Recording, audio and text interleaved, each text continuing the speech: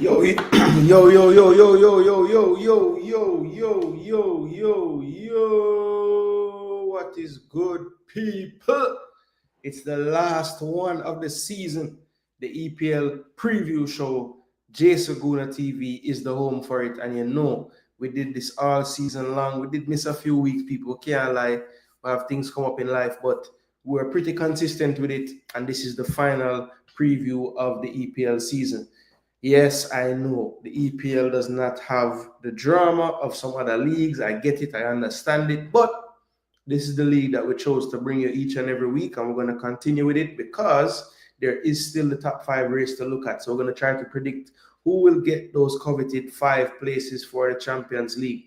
We learned that Tottenham Hotspur, yes, this is actually reality. Tottenham Hotspur won the Europa League, beating Manchester United. So they will be joining the top five teams in the league in the Champions League next season. So there will be 6 EPL teams in the Champions League. So that's going to be quite interesting, right? Of course, Chelsea have the chance, regardless of being in the Europa League, if they can win the Conference League when they face Real Betis coming up this week.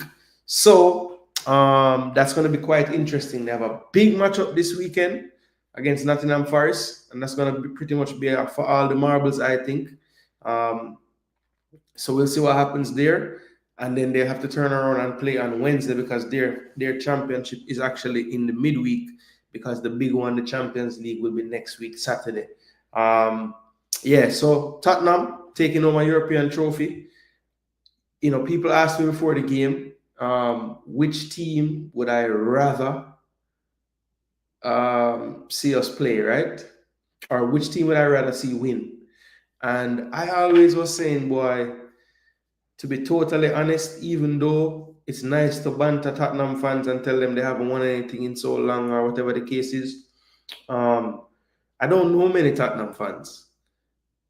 Now, when you look at it from the United perspective, if they had won, then I think it would be a little bit more drastic for my life because I happen to know a lot of United fans, family members, close friends, associates, you know, and the amount of them keeps growing the more YouTube content I put out, right? So, you know, you start to meet more and more people.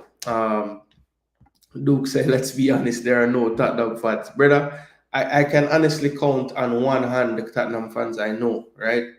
I found out another one is the other day, I think Mark Lewis, big up yourself, wherever you're there, but I know you're a Spurs fan. I found that out the other day. I have a long-time family friend that I know is a Spurs fan. And then there is only other Spurs fan that I know, and I don't even actually know him, is Expressions, the YouTuber. So yeah, I actually know 2 people that are Spurs fans. That's it, 2.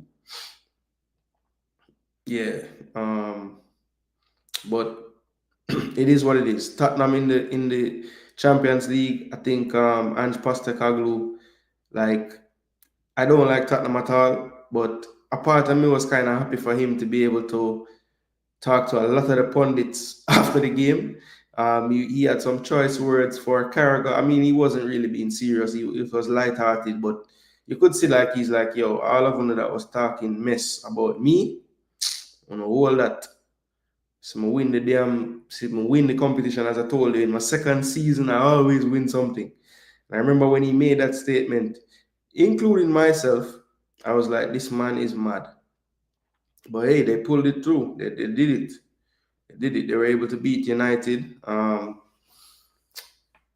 So yeah, it's a good day. I figured either way, I'll be happy because one of the teams that I hate the most would lose. Just so happened on that day it was Manchester United, and yeah, that's just one. Now they'll be out of Europe altogether. I wonder how that affects their transfer dealings.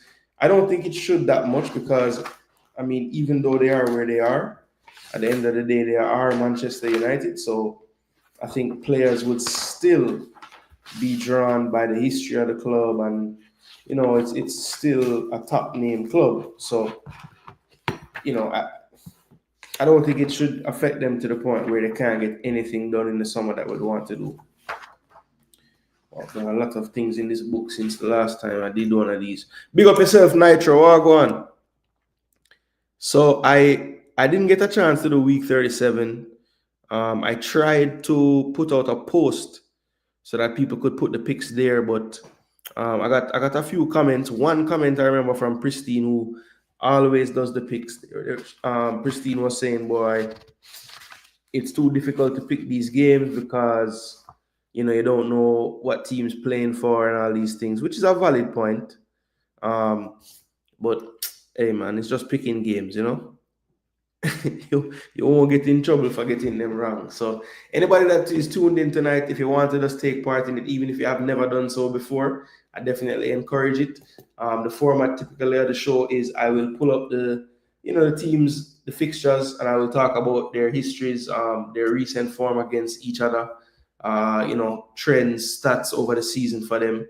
But I'm gonna try to go through it a little bit faster tonight. Remember, people, we are on YouTube, so please do like, share, and subscribe. You see it scrolling across the screen. That is there for a reason. People actually do it. All right. Please like the video. So Pristine is a faithful girl. I'm not sure if Pristine is a girl, but I see what you're saying. That can be a word used for that. I got you. And I will say, when the first time when I think I might have referred to Pristine as a female, the first time I spoke on the program with them, or maybe it was in a chat, and I was corrected. So yeah. One day I'll ask Pristine the origins of that name.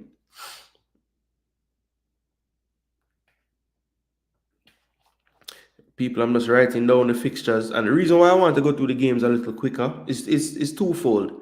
I thought it would be cool in the final preview show to go ahead and name the team of the season and all those things. So I have the tactical setup ready to go. We're just going to plug in the names and put them on the screen, and I'm sure it should be a lively debate trying to pick the team of the season, where players should go. I'll ask you guys too before we start doing it, what's the best formation you think to pick? Because a lot of times with these team of the seasons, when you look at them, if you actually pick that team, it probably wouldn't work because the balance is off. Most of the time, they're trying to put attackers into areas where they wouldn't normally play. So I'm not going to do it that way. I'm going to try to pick a team that could actually compete to win the Champions League or something like that. So we have to put on our managerial hats. I have a team in mind already, but I thought it would be more fun for the program if I just use the comment section and the viewers as well to get you guys involved in the whole picking of the team of the season. I think certain areas of the pitch might be really easy. I think others we might have some fights. Everybody has their teams and their players that they would like. So hopefully you guys can pick with no bias and just pick who you actually deem to be the best players and not try to load up the team with your team. Hopefully they can do that. Top 5 is hot, says Nitro. Yeah, man. Wait, the fire. Uh-oh. I don't know what I've done. BM, yo. Go on, bro. Hot chili, the boss in the building. Big up yourself. Always tuned into the EPL content. I would say if I was giving out awards, which we might actually do that in the review show, give out awards for like participation and everything there, Am I covering the Club World Cup? Boy, Nitro, I was thinking, it's going to be tough because the Club World Cup is going to overlap with the Gold Cup. And, due to the fact that most of my content is either Arsenal related, EPL related, or Jamaica related, I think in line with this channel, it would make more sense for me to cover the CONCACAF Gold Cup, Jamaica's games, plus obviously, other group stage games, other teams' games as well, because I do cover like CONCACAF stuff as well. But I feel like there will be matchups in that Club World Cup that I would potentially be interested in doing a stream with. It's just going to be contingent upon like what's overlapping with it, because The venues are purposely not overlapping because they're going to be played around the same times. So yeah, there's that issue. But yeah, I'll definitely look to be covering it because, like I said, if I don't cover it, it's just because all the games overlap with other CONCACAF Gold Cup games, So we'll see. But I want to. I definitely want to. Yes, people, please do, as I said, smash up the like button. I've been really appreciative of late. I've been getting a nice little jump in subs. So yeah, all the people, all the new subscribers, I really do appreciate the subscription on this channel. As I said, we do content, a lot of different content, mainly always football. But this particular program right now is an EPL preview show for the final week of the season. So as I said, people, we want to leave enough space to go through the team of the season and all those good things. But let's take a look at the fixtures for the final week of the season and go through the games and try to pick them. All right, people. So let's get on the screen. Please smash the like button, as I said before. So, of course, final game of the season, usually incredible because you have all 10 matches simultaneously playing. So I'm going to go through them and show you guys the 10 fixtures. So the first one is Bournemouth and Leicester, people. Bournemouth and Leicester. This one will be from the Vitality Stadium. All games will kick off at 10 o'clock in Jamaica, 11 o'clock in the States, and I believe that's 4 o'clock in England. So let's take a look at the stats, head-to-head stats between the teams. So 13 times this fixture has been played since the Premier League started. 5 wins for Bournemouth, 3 for Leicester, and 5 draws in these fixtures. Leicester did get one of the rare wins they got on the season, a 1-0 victory over Bournemouth in the King Power. And I think that is basically why Bournemouth is not higher in the table for me. They definitely turn up. I think them and Fulham, more than any other two teams, they just turn up against the biggest teams and then lay eggs against teams that you think they're going to beat. And that's pretty much what happened at the King Power, this 1-0 victory back in October, one of the rare wins for Leicester this season. You see the previous 5 before that, Bournemouth really having some dominance, winning 3 of the other 4 games. So yeah, Bournemouth doing well against this team, and also typically at home they tend to get the better of them. Bournemouth, though, while they were looking good going after that Arsenal win to have an outside shot for even the cream of Europe, 2 back-to-back losses against 2 teams that are fighting to be in the Champions League as well, Villa and City, placed them pretty much out of contention for the top European slots. Leicester having, probably their best 3-game stretch over the season, 2 wins and a draw. They beat the other 2 relegated teams at home, and they drew away to Champions League battling Nottingham Forest. So that's probably the best 3-game form that you could look to over the whole season for Leicester. So Bournemouth, those last 2 games really have hurt them. They're down to 11th position.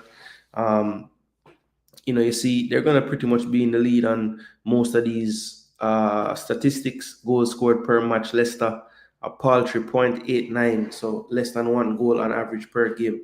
Bournemouth 1.5, conceding 1.24, and Leicester over 2 goals a game. So pretty much over the course of a season, you never want to see below 1 for the average of goals scored, and you don't want to see over 2 goals conceded, and they have gotten both of those things.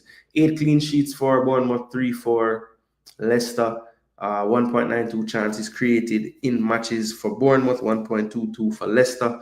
So that just shows you there's a little difference in quality over the course of the season. Player stats: goals, leading goal scorer for Bournemouth, Justin Kluivert. I think he had 2 hat-tricks this season. Evan Nielsen with 10, so a good first season in the Prem for him. I think anytime it's the first season, he can get double digits. That's a good spell, and he did miss some time with injury as well, so that needs to be noted. And Semenyo, I do expect to get to double figures after the game tomorrow. He's on 9 assists. Kluivert with 6. Kirkes, who, the talks about him going somewhere have cooled up late, but definitely on a lot of clubs' radar. Only 20 years of age, looks like he's a solid player for many years to come. And then Ndidi, Recently, we saw him named in the Unity Cup, and he's actually the top assist man for Leicester with 5. So yeah, that's pretty much the tail of the tape, so to speak. And for me, even though I have said what I've said earlier about Bournemouth not turning up against teams that they should beat, I think on this occasion they will beat Leicester City. And I'm going to say that they give their fans a few goals as well. So I'm going to say 3-1. I think Leicester get a 1 goal. But 3-1 to Bournemouth is what I will say on the final day of the season. All right, Hot Chili is present, so I know he'll be dropping his scores. Nitro said 2-1. Remember, Leicester and them best form, people. Don't count them out, don't count out the foxes. Bless up, float, all go on. Yeah, man, another supporter from week 1 till now. Jagons said 2-0. All right, Jagina say a word. And 1 Duke. May I tally up the donkey them, Duke. And you might be in the lead over the course of the season. But we'll reveal that tomorrow on the review show. Float management 2-1. All right, Jagons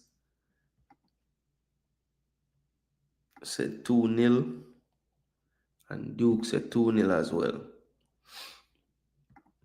Yeah, Float, the thing is, it was my fault. I didn't do a show. And I think people were looking for me to forward with a show. So when I put it in the form of a post and just say, hey, drop your scores here, I don't think enough people actually saw it to do the scores. So you never really miss anything, Float. I never really had any score. I did predictions for last week, but because I was going against myself, it never really mattered.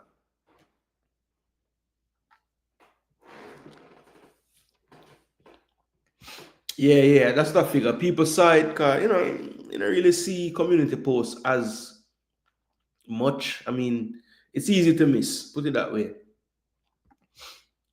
Red Skull, big up yourself. Just did I tell them, say, you and Chili ever present, 2-2 for Bournemouth Leicester. Or which game this? Sometimes you have to ask Red Skull what he must say, Autocorrector, kill him.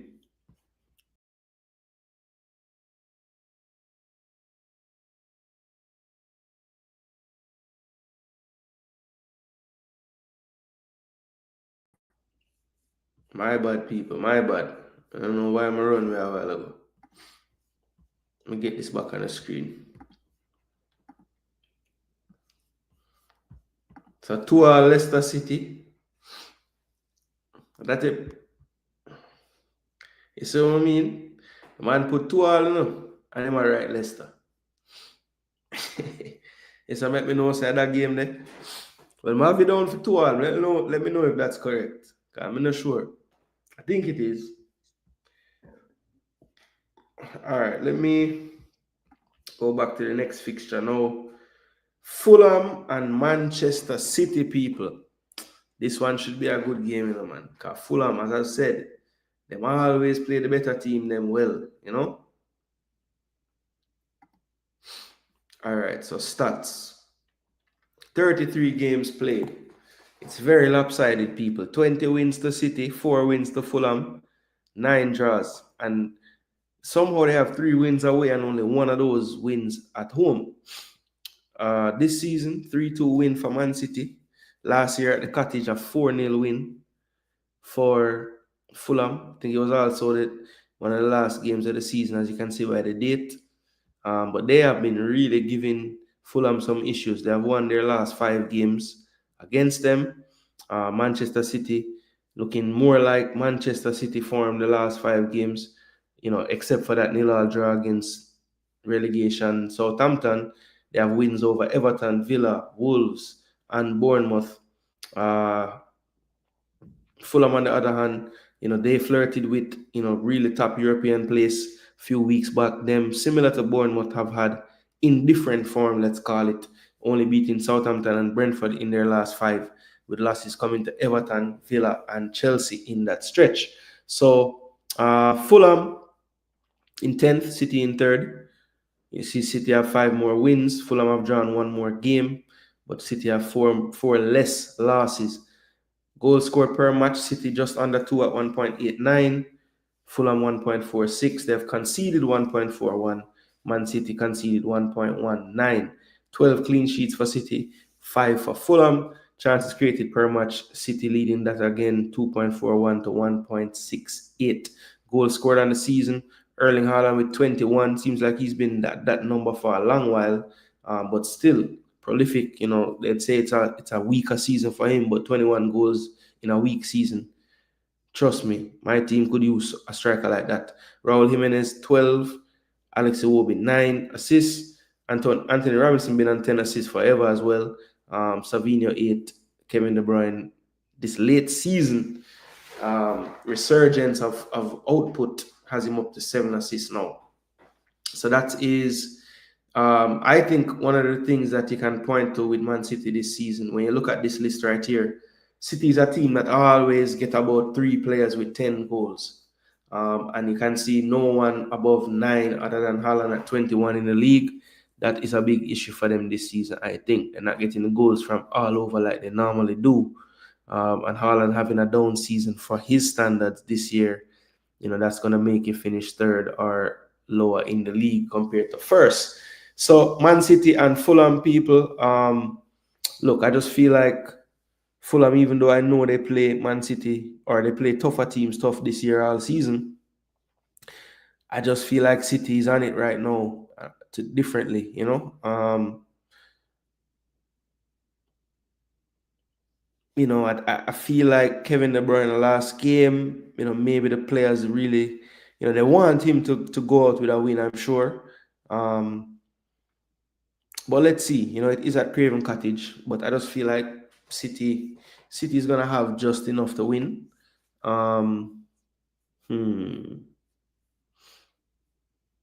I'll say 2-1 Man City. 2-1 Man City. I was gonna say 3-1, you know, but 2-1. Or 2-1 or 3-2. Which one I want to do? 2-1 or 3-2? Not sure. I'm gonna say 2-1.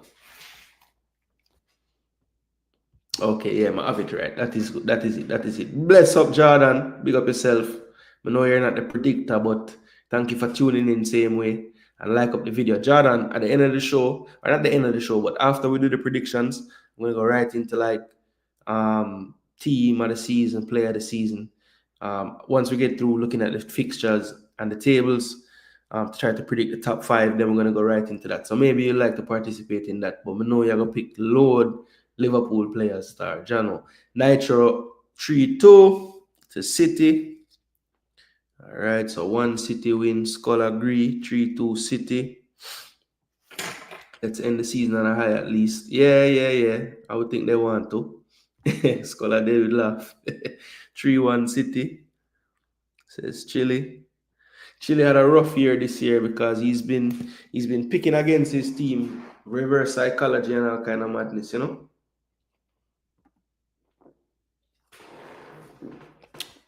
Somebody going to be on the outside looking in, Skull. I doubt Arsenal attack combined 21 goals. Boy, you might be right, you know. I think Havertz get like 10 or something like that. Maybe even 9. And Marino come score about 7, 6 or 7. Saka get about 6. Martinelli, I don't know how much Martinelli gone now. And barely get over 21 though. 2-2 is a decent shout in a Jaguars. I was almost tempted to do draw, you know, but I give City the win. They're going to win it for De Bruyne, you know. Duke said 4-1. I'm going to dash them away. Mamouche is our second high scorer in the league. Yeah. And if you look at all their seasons, like last year, year before, typically them get 3 players with 10 goals. Typically. I mean, obviously Haaland got 40 goals or whatever. But they'll have 2 other ones to get in 10 or close to 10. More of them lose, but need them in a Champions League to beat them again. No more win for City against Arsenal. LOL, wait till Rodri come back, says Chile. Yeah, me see Rodri. I think them just basically at this point it's a Club World Cup, yeah, man.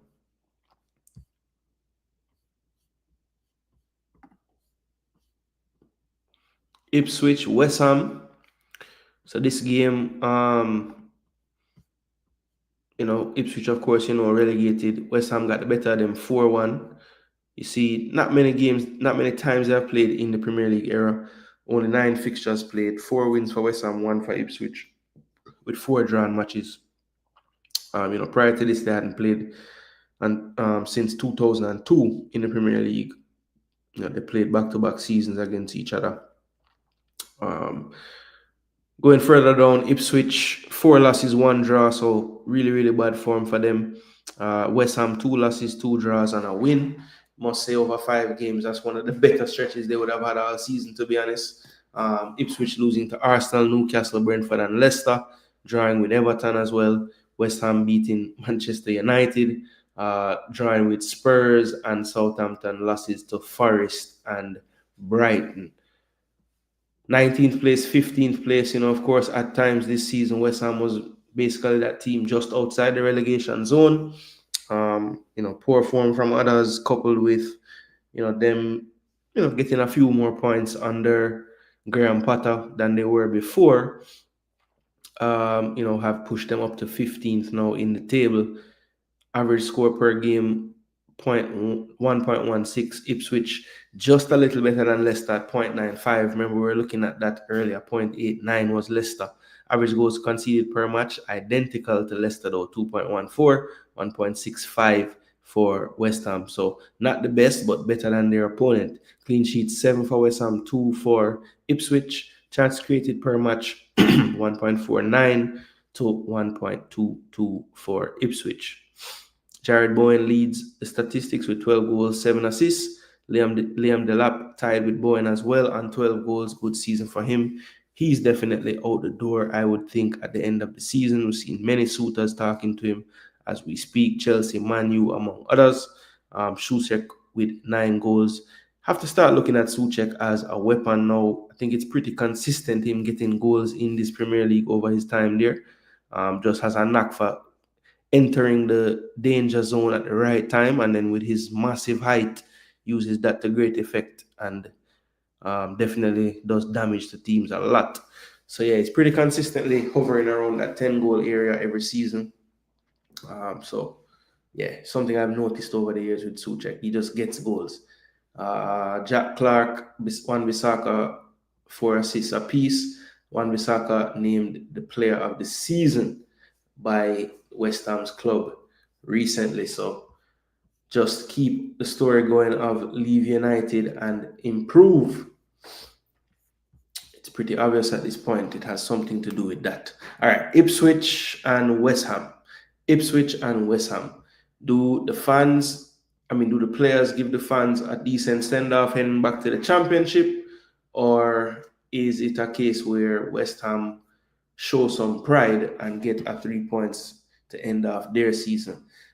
We might see on the bench, according to reports, Mikel Antonio. So let's see. Hopefully, we actually see him get a run onto the pitch. That would be really nice. I think even though the game is at Portman Road, he'd probably get a standing ovation because I'm sure the news would have been, heard by, a lot of places and everybody that follows football. I'm sure it was covered. So, it would be nice to see him get a run out. We know that he's supposed to be playing with Jamaica in the Unity Cup, I think it is, yeah. So, actually, no, they didn't put him in the squad, but he's in the Gold Cup provisional squad. So, this will be a good sign if you see him actually get onto the pitch tomorrow. That is actually feasible for him to represent Jamaica this summer at all. So, yeah, let's see. Gonna see how that goes. But for me, Ipswich and West Ham, I think Jared Bowen going to score again. That's what he does. But Ipswich, yo.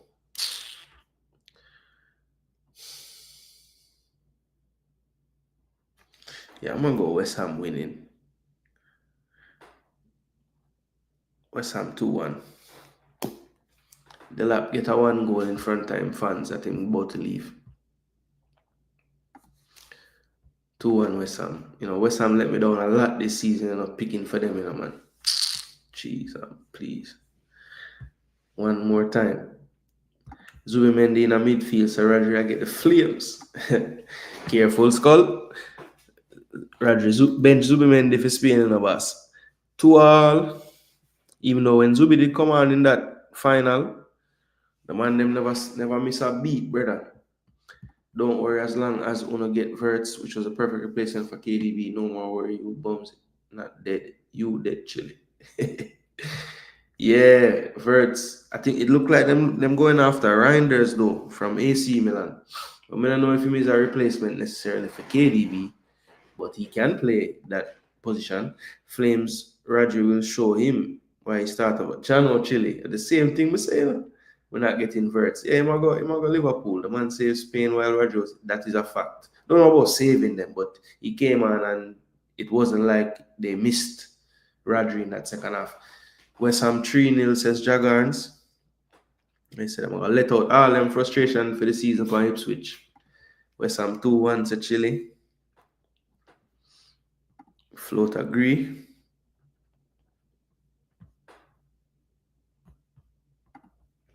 I agree he's a warrior, but Rodri is one of the greatest CDMs of all time. Big difference. Jano, greatest of all time? Damn.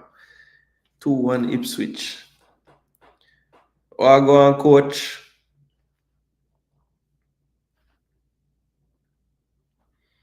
You missed 2 games, coach. Bournemouth, Leicester, and Fulham, Man City. West Ham 2-0. Red Skull too busy arguing, man. No put no score.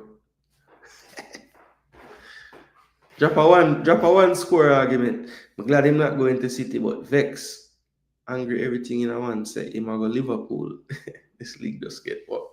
Yeah, some my uncle, yeah, him too follow the ball at them everywhere, So he might ask me to about Verts. And I said, brother, I'm surprised even you don't know about a baller. Him say, yeah, me hear the name and thing, but I said, trust me, a big baller.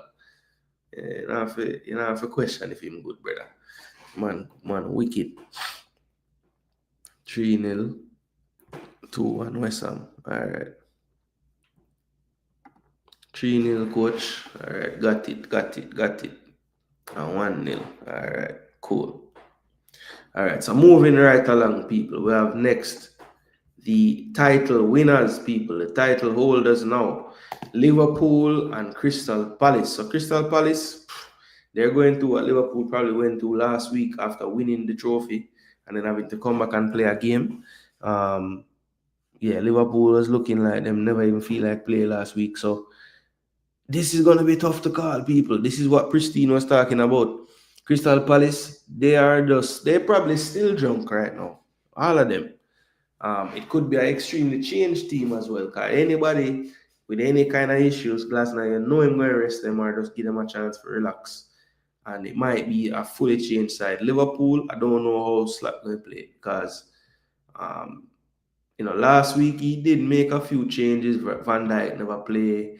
Did make some, little changes. But again, this is the final day in front of the home fans. So just maybe Slack got his rotation to end the season out the way last week.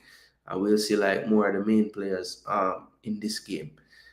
I just feel like at home with Crystal Palace, the problem is they are literally gone. They are on holiday, they're partying, they're in party mode. Don't know what type of team either team will put out, but I do feel like when the two teams make these changes, Liverpool is going to have more quality in the game than Crystal Palace. I don't think Crystal Palace have the abundance of depth that Liverpool would have in most positions. There's going to be somewhat of a like for every position and all these things. Now, yeah, the quality might be different, but the drop off isn't massive, right? So yeah, I'm gonna say Liverpool win in front of their home fans, and even if Crystal Palace was all the way strength and no FA Cup win in the rear view, I still would go for Liverpool at home on the final day of the season. So I'm gonna say 3-1, just because I just feel like the concentration might not be there to keep a clean sheet the entire time. So I'm going to say 3-1 though. They do get the win. Nitro. Okay, cool. Yeah, I was wondering if they see him as a player that play high up the pitch, but then I was thinking maybe he's like what he thought he was going to get out of Mateus Nunes, you know? Maybe. Nitro, nil all. All right. I was thinking draw would be a safe bet, you know. And yeah, man, Rome Classico, straight up, straight up champagne. 2-1 Liverpool. Rome Classico, that's perfect though. 2-1. Yo, the man them said the way it named the Europa League match was the El Clasico, but not EL, just the letter L. Brother, when I read that, I nearly spit out my drink. I think Gibbs White is second best attacking midfielder for you guys. Oh, okay.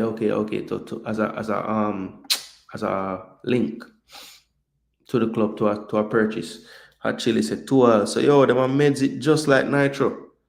They will split the points because neither team really going all at their best. At least Palace winning FA Cup prevents us from the Community Shield curse. They say not even worry about that next year, because you're not even in it. Well, you have to find the victories, somehow, you have to find them. So yeah, we pretty much done this game, but you can see, after winning the title, it's a totally different ball game. 3-1 loss, 2-all draw with Arsenal, 3-2. This Brighton game, they literally just gave the game away. It was crazy. And then Palace 2 wins on the bounce before their FA Cup triumph. So yeah, or maybe this game was after. Yeah, this game was actually after the FA Cup, wasn't it? Yeah, because the FA Cup was the Saturday. Yeah, this was after. So man them never show no ill effects last time. I wonder if I'm overthinking this thing. But I do have them losing still. Even though that making me think that they might actually draw the damn game. But I stick with my 3-1 still, but not change. Never change. All right, Man U, Aston Villa people. So do we have to go through the stats or we will? We will. Man U dominating this fixture over its duration of it being played in the Premier League since it's become the Premier League. 59 played, 40 wins for Man U, 5 wins for Villa. That's crazy. 14 draws. They drew the last time. Man U beat them. Did a double over them last year. Year before that, they split. Home teams won. So recent form though, Aston Villa 4 out of 5 wins, only losing to fellow champions, league hopefuls, Man City 2-1, but wins over Newcastle, Fulham, Bournemouth, Spurs. Very good victories for them to get 12 points from a possible 15, really giving them a shot to get into the Champions League again next year. Manchester United basically the opposite. 4 L's and a draw, drawing with Bournemouth but losing to Wolves, Brentford, West Ham, and Chelsea. The last 2 games in particular, worrying signs. Actually, 3 of those 4 losses, they haven't scored a goal in them. So 16th position for Man U, 6th for Aston Villa. Villa with 9 more wins. That's crazy. Only 10 wins on the season for Man U with 1 game to play. They have lost 18 games. That is crazy. Double the amount of games Villa lose. Wow. Goals scored per match 1.57, only 1.14 for United. Definitely struggling with the goal scoring. Goals conceded 1.32, 1.46. They both have 9 clean sheets as a club. Chance created, Aston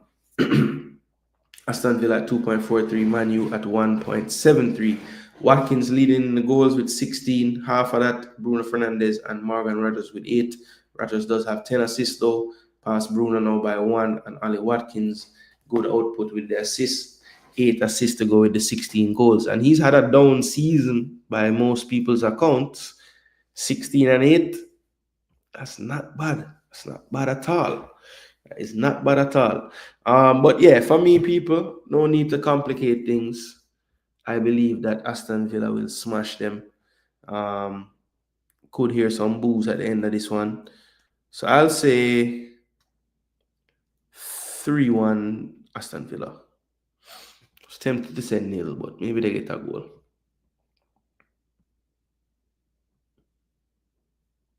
Let's see this signing has to be perfect because KDB is so important. Yeah, does have to be a good one. Ma always telling you, the small wins that matter. 6-1 said Nitro. So I said butter, but Nitro said yes, it's actually going to be a battering. 6-1. Villa's coach said 4-1. No, coach. Only thing is for this Arteta guys to plan build a perfect team to counter Liverpool next season. Yeah, we need to fucking make some good signings, man. Aston Villa versus Man U 3-1. Hear me out. United win equal UCL for City in case of any slip up. Might have to. Never mind Villa 2-0. Yeah. No matter what you want, you can't. You know, want to get donkey as well. Man, you will try some fight. So 80 minutes goals for Ali Watkins. Okay. So it's gonna be some fight. It'll be a 2-0, but it won't be like a runaway type of thing. All right, Skull. Let's see if you're right. 2-0. Did I misread Skull? Oh, I did. I missed something. Unless he did West Ham 2-1 as well. Let me see. Okay, yeah. All right, cool. I never wrote his Liverpool score, which I think I have wrong.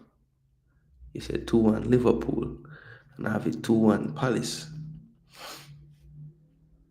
All right, cool. So I fixed that now. 2-1, 2-1, 2-0. Look like Duke can float, even though them man they usually will drop them thing in the comments still. So I know they might have stepped away to come to forward again. All right, Newcastle and Everton is the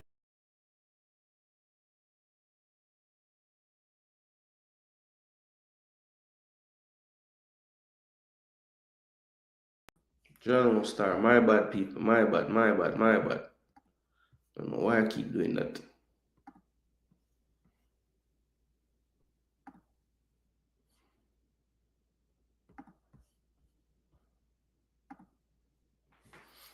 Man, say congrats to United though, giving North London a parade. Those don't really happen in that area. Bill, my youth. I feel like I'm gonna get astray right this way, Newcastle and Everton, another game, obviously at the same time as all the rest. This one should be a good game too. Newcastle at St. James Park, though, their form is ridiculous most of the time. They had a draw earlier in the season, nil all, and that's pre-David Moyes, so that's a good result for them at that time. 59 matches played, 23 wins for each team, so it's a dead heat, and there are 13 draws. So this game could potentially break a tie in fixtures over the course of the Premier League. Form guide for both teams: 2 losses, 1 draw, and 2 wins for Everton, but 2 wins on the bounce over Fulham. Good win away for them, and also at home last week, 2-0 to Southampton. Newcastle, 2 losses, 2 wins, 1 draw. So literally identical form for these two teams. The only problem is Everton is pretty much safe, cannot get to Europe, and Newcastle on the other hand is fighting to get to the Champions League. So not a good time to have these results.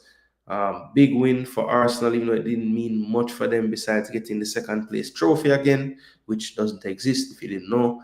And I think Newcastle just showed again. Well, I shouldn't even say that. David Ryan made some big saves too, so it wasn't like they didn't do anything in the game. But I feel like for them, they would probably even want to do more. But they did beat Chelsea, which was big for them. But they have lost to Villa and Arsenal in their last 5, 2 teams that are potentially going to be in the Champions League. So if they don't make it somehow, they'll look back to those 2 games in particular as reasons why they wouldn't have secured that top 5. But I do think that they'll get this win. These are the stats for the season for both teams. See Newcastle 2.16 chances, 1.84 goals. So the attacking things they're definitely doing better. Everton though slightly better goal against or goals conceded per match, and Newcastle with 2 more clean sheets. So both teams have the ability to play some solid defense. I think the key to this game is just going to be the atmosphere. St. James Park, Isak did miss the Arsenal game, which would be remiss of me not to mention, because I think his absence really helped us out. But he's at 23 goals for the season. Jacob Murphy with 12. A lot of times 23 goals would win the Golden Boot, but Salah did a madness for most of the season. Harvey Barnes up to 9 goals now. He's been playing well to end off the season. Iliman Ndiaye scored last week up to 9 goals as well. Jacob Murphy, breakout season for him, 12 assists, his best output in a season. Isak and Guimaraes both with 6 assists. So Newcastle, Everton. Everton is a team that I think find a way to get points all the time. But I just feel like with what's at stake, the way the crowd is going to be going mad, I think Newcastle blitz them. I think Everton stays in the game though, have some spells where they cause some issues. But I'm going to go with, even if Isak is not fit, Newcastle still to win. I'm going to say 2-1. Don't think Everton typically, give up more than 2 goals. So I'll say they cap it at 2 and Everton make it scary, getting a goal at some point in the game, whether it's they open the scoring or, pulling one back or equalizing. I think they will get a goal. So yeah, I'm going to say 2-1 Newcastle, people.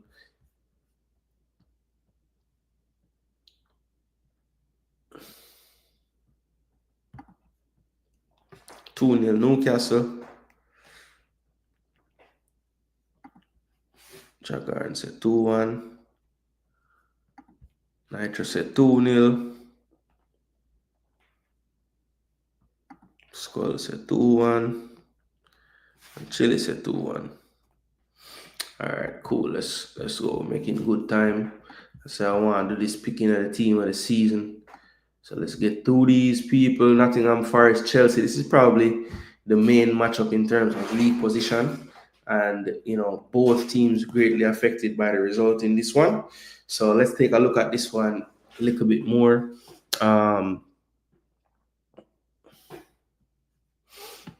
15 times this match has been played. 5 wins to Chelsea, 4 to Forest with 6 draws. So it's pretty close, this fixture over the years. It was a draw earlier in the season at Stamford Bridge, 1-1. Last year, the away teams won both fixtures. Strange. And then the year before that, let's see. The year before that, 2 draws. So it's been pretty tight between these two teams in recent history. This is the form going into this game. Chelsea, 12 points over their last 5 games. Nottingham Forest with 8 points over their last 5 games. So that's been the difference really in the league table. And that is why right now, going into the last day, Forest in 7th position, Chelsea in 5th. You can look to these last 5 games as evidence as to why that has happened from where they were before. They both have won 19 games. Chelsea has drawn 1 more and lost 1 less. Goals scored per match, 1.7 to 1.57. Very close again. 1.16 for Chelsea, slightly better than the 1.22 of Nottingham Forest. Most clean sheets in the league this season, I believe Nottingham Forest with 13, Chelsea not far behind with 10. And this is the big difference between the two teams statistically. Chelsea with almost a full chance created more per match, 2.46 to 1.51 for Nottingham Forest. Chris Wood getting to the 20-goal mark this season. Big accomplishment for him. Cole Palmer with 15. Nico Jackson recently back from injury with 10. Elanga, 11 assists. He's had a very good season as well.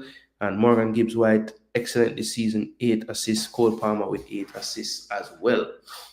So yeah, Nottingham Forest taking on Chelsea. For me, I'm going to say that this game actually ends in a draw. I know it's boring, but I'm going to say 1-1 Nottingham Forest and Chelsea, people. 1-1.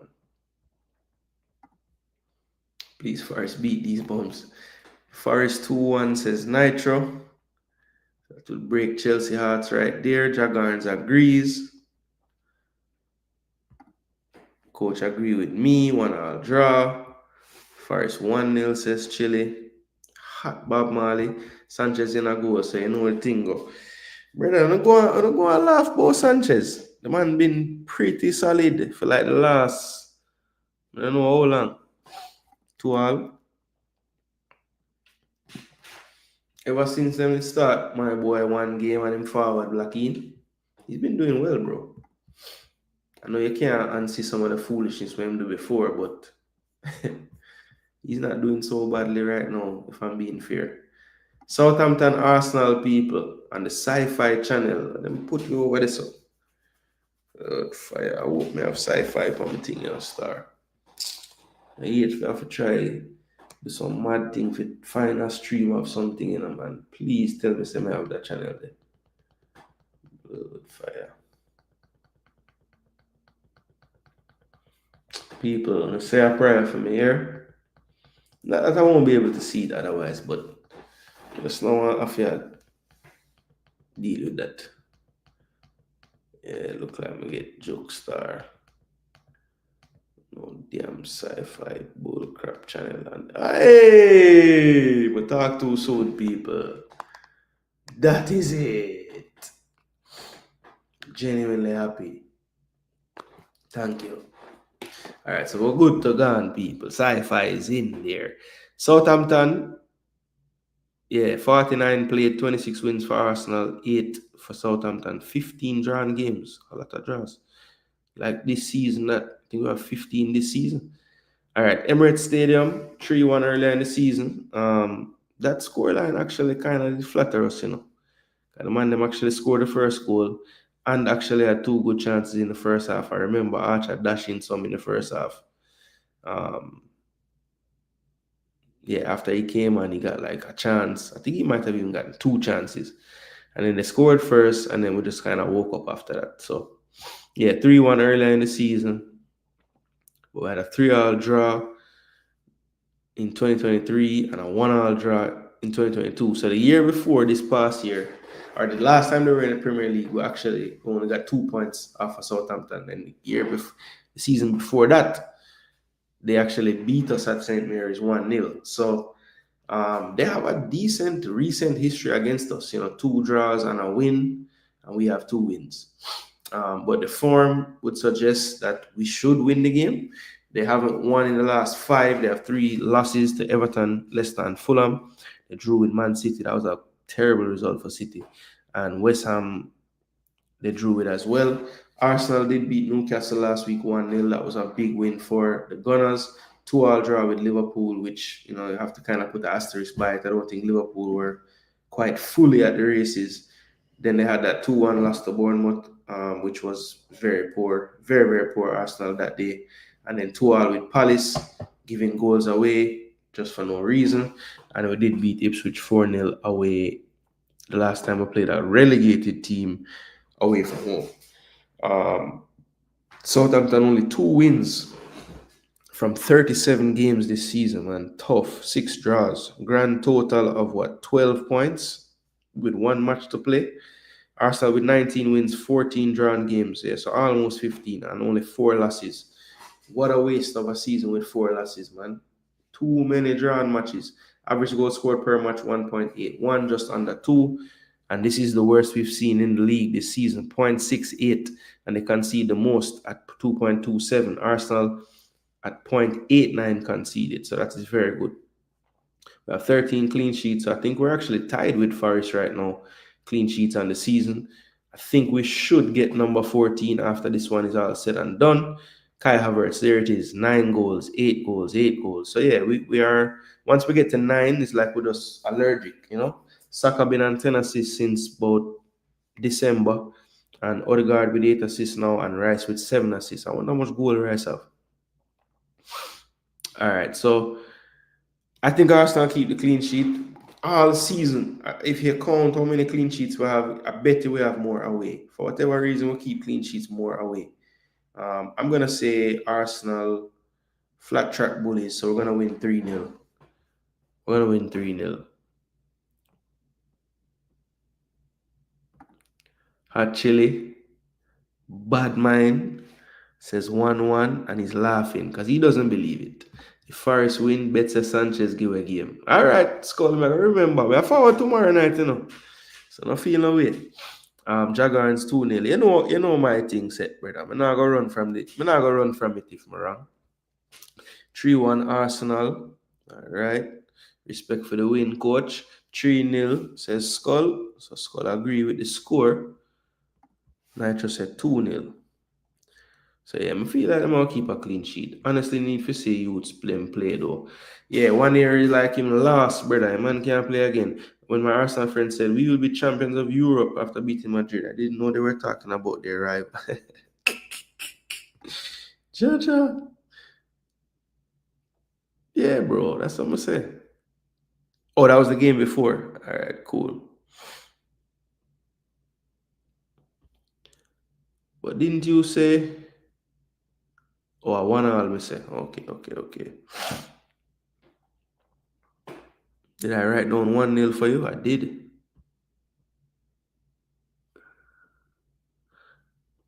All right, cool. So I'm gonna change it. But you say, yeah, winning when it matters, none at all. 3-0. I agree. So I'm gonna say flat track bullies, bro. I play a relegated team away from home. Brother, watch we play the best game to backside.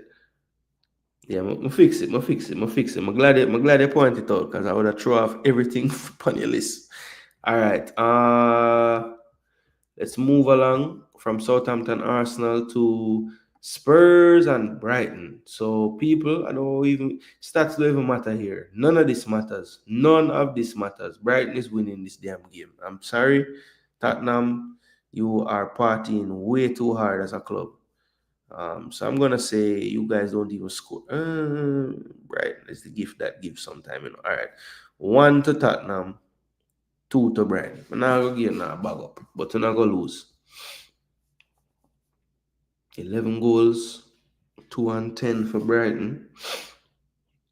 Yeah, I'm going 2-1 to Brighton, people. I'm sorry.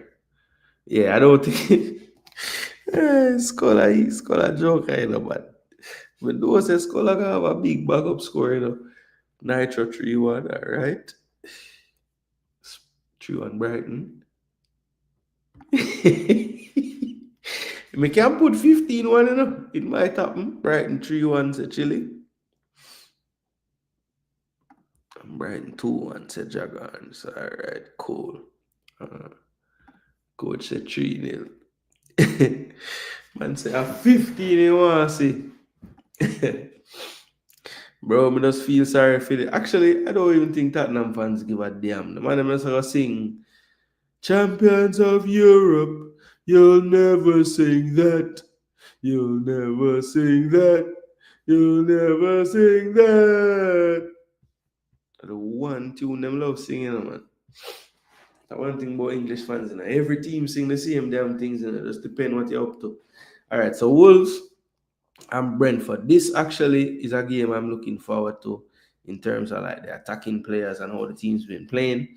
7 played in the league. They've split 3-3, 1 draw. So this is the tiebreaker. Brentford had a mad game 5-3 earlier in the season. And that's kind of why I think this one, if you're a betting man, I would play the over in this one, you know? Especially since like of late, Wolves have been stingier, but you know, it got away from them at Palace. Could potentially happen again. You see some scores for Brentford of late 4-2, 4-3, 3-2. So it just all signs point to, yeah, a high scoring, right? So this is the tail of the tape. You see the chances, the goals scored, goals conceded, chances created. Both have 8 clean sheets. And Boomo and Wissa both on 19. What a wicked thing if they could both get a goal and score 20 apiece. I wonder when's the last time teammates both got 20. That needs to be researched. So yeah, just for that, I would love for both of them to score a goal. I feel like goal is going to be in the game, you know. So it's not far-fetched for them to score, each of them to score. And they've scored quite a few times this year, both in a game. Um, for me, I'm gonna say Brentford does have a little bit more, and they get the win. So I'm gonna say 3-2 Brentford. 3-2 Brentford. 3-2 Brentford. All right. So Duke checking in. So I'm saying Brighton 3-1.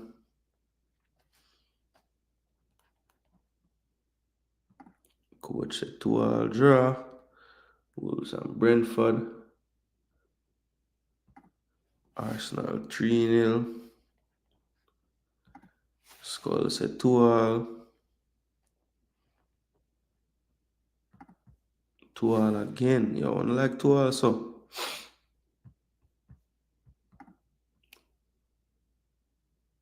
Again? Yeah, 1, 2, 3. Dukes and Newcastle 2-0.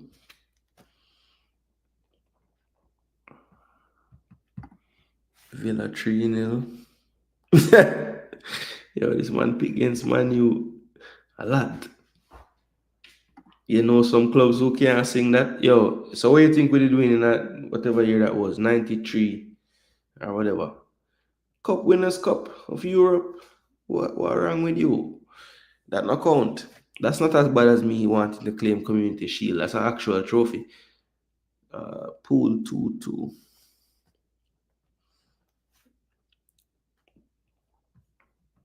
Brentford 4-2, said Chile.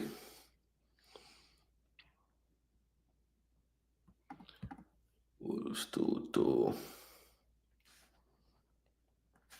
The only one missing a Forest Chelsea, Duke. That's it. 3-1 pool. So hold on. Float forward, Black, and give me a next score for the pool game. 2-1 in it's the first one. Alright, 2-1 Villa. Keep them rolling in. You got 5 more. Alright, in the meantime, here's the next one. 2-0 Newcastle. Alright, now let's do this, people. I want to create a team of the season, right? So let's just go through, people. We're gonna make this fun. So it's not me just telling you what I think. We are gonna actually create a team and put it out. So first things first, people. Let's pick what formation we're gonna use. No, can't sing it. And actually, I them 4th European trophy this, you know.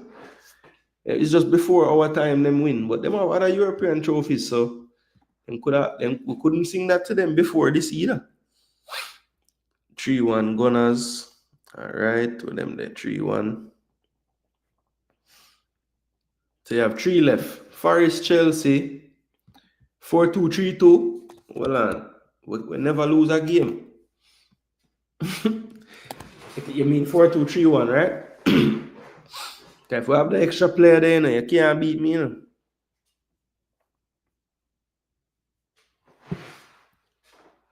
Yeah, man, I figured that's what you meant. Alright, so go and tell me what formation in the say.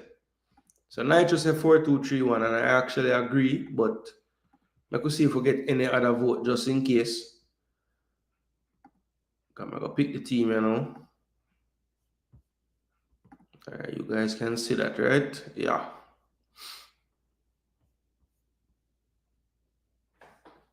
Jaguars agree. Well, him said 4-3-2-1. That's a little different. 4-3-3 say Red Skull, so 3 CM, right wing, left wing striker, back 4. All right, so all agree back 4 make the most sense, right? So back 4.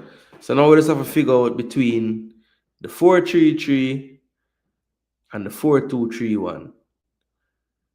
Even though Jaguars say 4-3-2-1. So I don't know. Let me know what you think, people. Which one? And that may I work with. Alright, Jaguars, since yours look more like this actually look good, you know.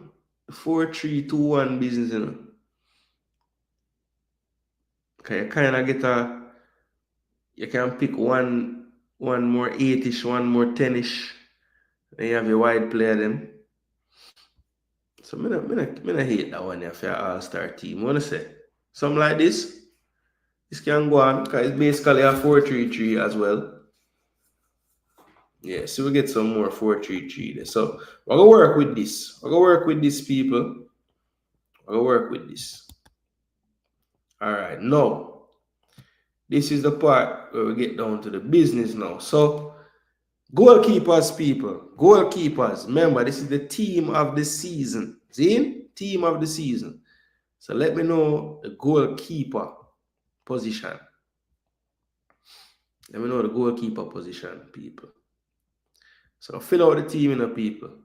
I'm going to write the name of the damn player And you guys tell me. Goalkeeper. So I say a name.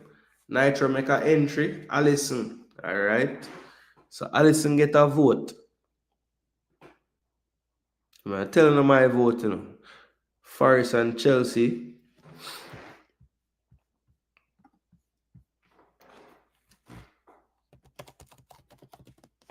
I'm gonna pull up something here. I need to verify, you know. We need to verify. So John Star. Messi them come back and get a draw. Wow. I must score too late goal. Yep. Messi score. And Segovia score. Damn. Alright, so Premier League. Let's take a look at the stats.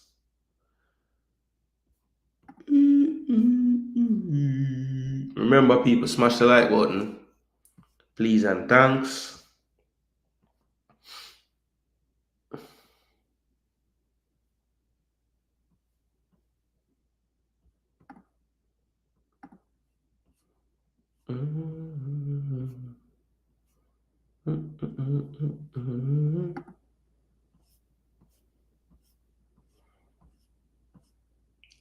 When it comes to this cheese, you're like 3 blind mice. Where is the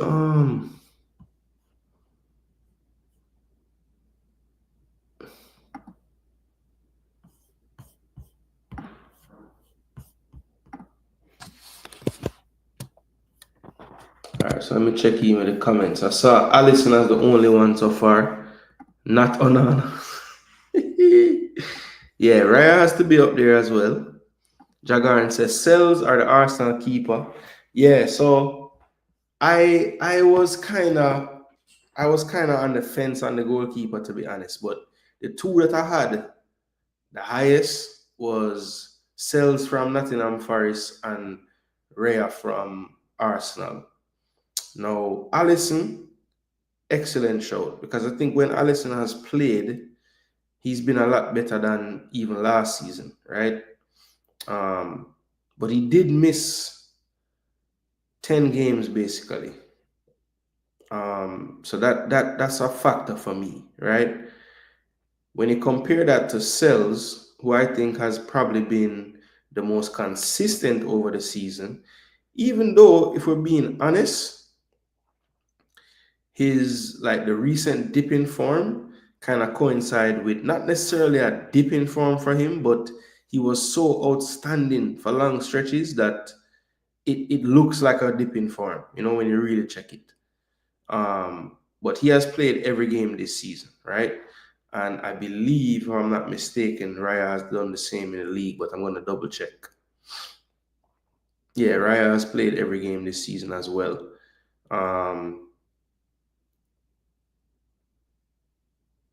Let's see.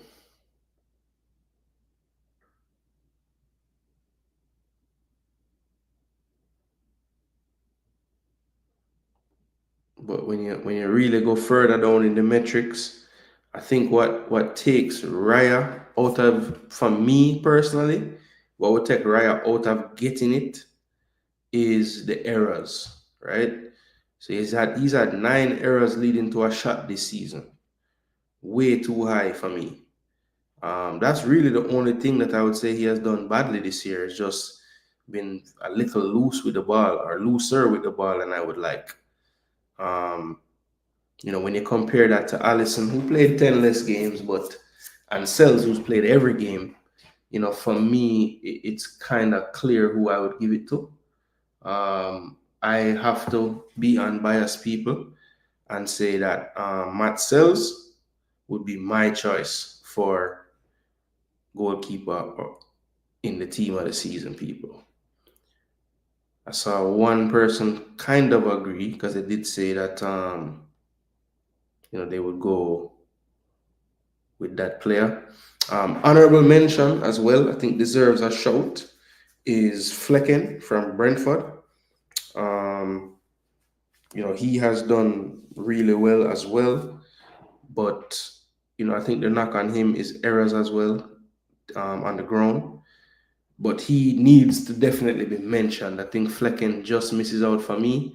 But if I'm being totally honest, if I had to rank them over the whole season, I would say Sells number one, um, Flecken probably number two, and Ryan number three. Continuing on, I would say I would give probably Pickford the fourth place. I think he's been immense. And after that, I would probably put Allison at five if I was doing like a top five goalkeepers this season. And really and truly, if Allison had just played the whole season, more than likely he would be leading in a lot of these things. That's making me say Sells should get it over anybody else. But I think Sells and Raya with the most clean sheets you can't take that away from them. But I think Flecken as well, just overall, his saves, shot stopping, some of the saves he has made has been crazy. But I still wouldn't give him over Matt's Sells. So as much as it hurts me, people, it hurts me. But I'm going to put Matt's Sells in the goal, right? So let's move now to the two centre backs, people. So if you can, just give me a centre back pairing. Doesn't have to be on the same team, obviously. But just write two centre backs in the comment section that you guys think should be the centre backs for the team of the season, people. Let me know. I'm going to write this down as well. I'm going to have it on screen just so I can follow. So the CBs, people, the CBs, I'm playing a 4-3-3 basically.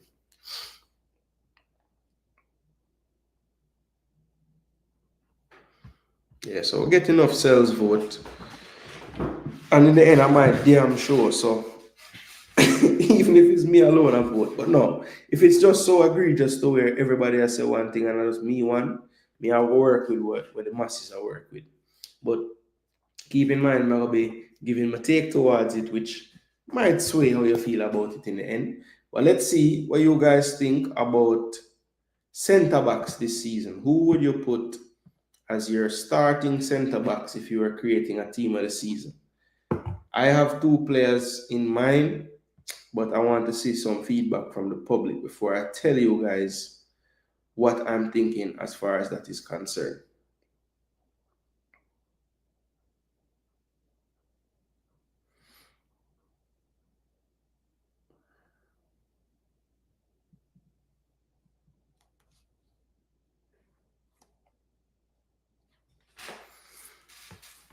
All right.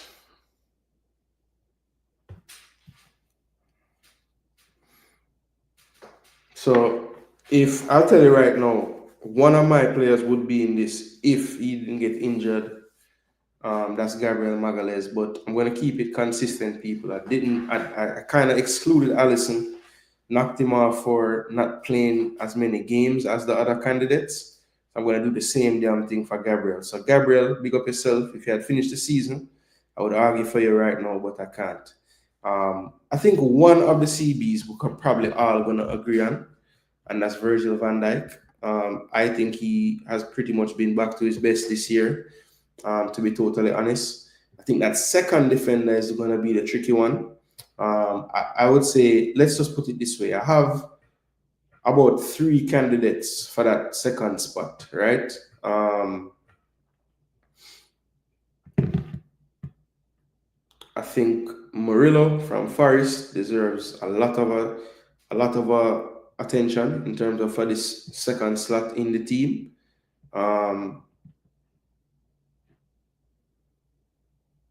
One that people might not agree with, but I think he has been really good, especially since Moyes has gotten there, and he deserves a shout, is James Tarkowski. I think he's going to just miss out, but I think he deserves a talking about for sure.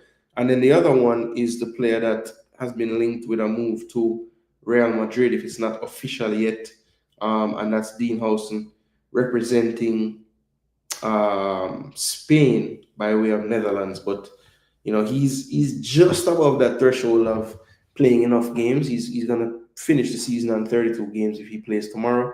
and that for me is okay. If he missed 6 games, that's gonna happen, right? So Virgil van Dijk, we can pencil him in for sure in one of the slots. So let me write down VVD. Yeah, actually, let me just write the last name, car. It's gonna be a little bit much. All right, cells VVD.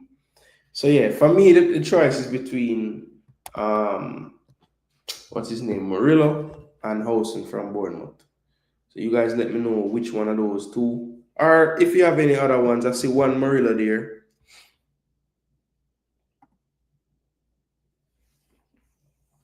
Boy, actually now ram for troll me tonight, star. Jano, I think City win them 5th in a row.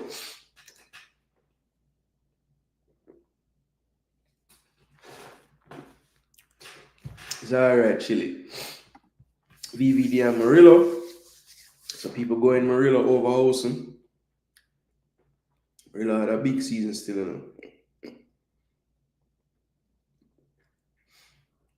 I don't know how Murillo play. He looks like he's carrying a lot of weight, bro. But they make it work. Yeah, Murillo done his thing this season, bro.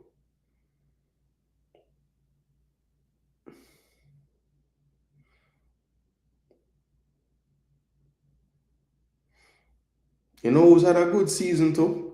Not the entire season, but for most of it. The boy Vardy, you know. Even though he had that spell of time where he was making mistakes and things, but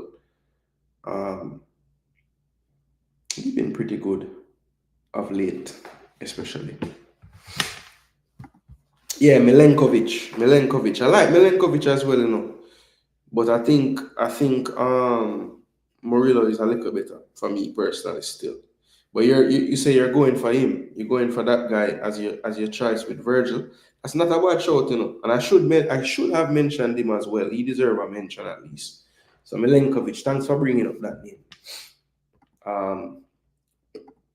Well, look, since in my mind I had VVD and Murillo or Huijsen, since I haven't seen Dean Huijsen's name at all from Bournemouth, I'm gonna lean with the masses on this one and say that the other centre back in my team of the season is going to be Murillo. Yeah, just had some lapses, but the crazy thing is, it was like a little period of the season, like a 4, 5, 6 game stretch where him just was doing madness. But then him kind of find back in way again, some kind of way. So I don't know. Just went through a little spell. All right, so we mostly can agree. Murillo from this is gonna be the right back, on the side back business, and the left back. So let's do the right back first. So the right back, I'm pretty sure that's where the right back is. Okay.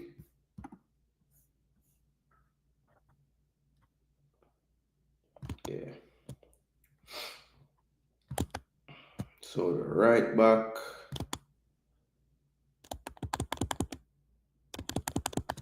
Hold on the people. All right, so the right back. So who are some names that jump out to you? Yes, good shout. Collins. Yeah, you need a mention as well. I would say he's been about top 5, 6 this season. Maybe 7-ish. So right backs, people, right backs. Who do you guys give this one to?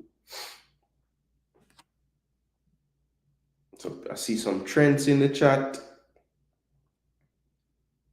I think Trent is a good enough shout for sure.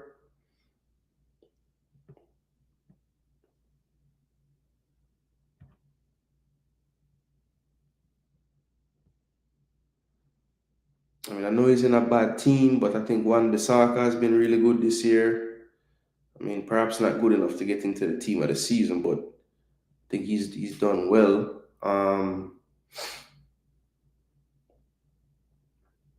What about Ola Aina from Nottingham Forest? He's done pretty good this season as well.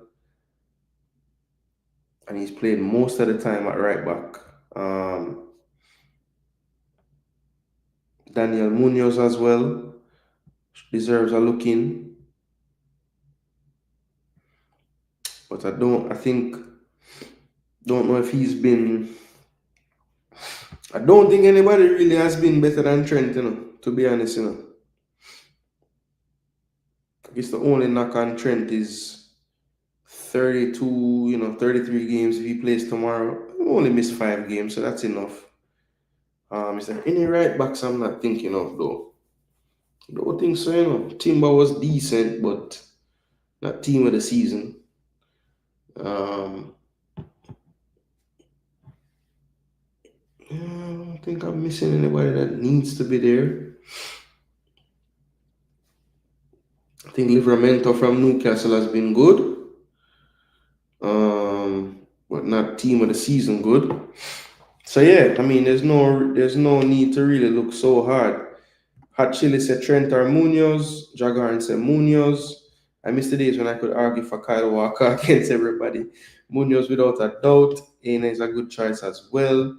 Liverpool fans might not want him in the squad though. Yeah, Liverpool fans like, yo, which team of the season, brother? I mean, when you look at the statistics, between Munoz and Trent, I have to look on that a little bit as well. Munoz play 4 more games. He got 4 goals, 5 assists. Trent play 4 less games, as I say, him have 3 goals, 6 assists. So they basically have the same output in terms of goals and assists.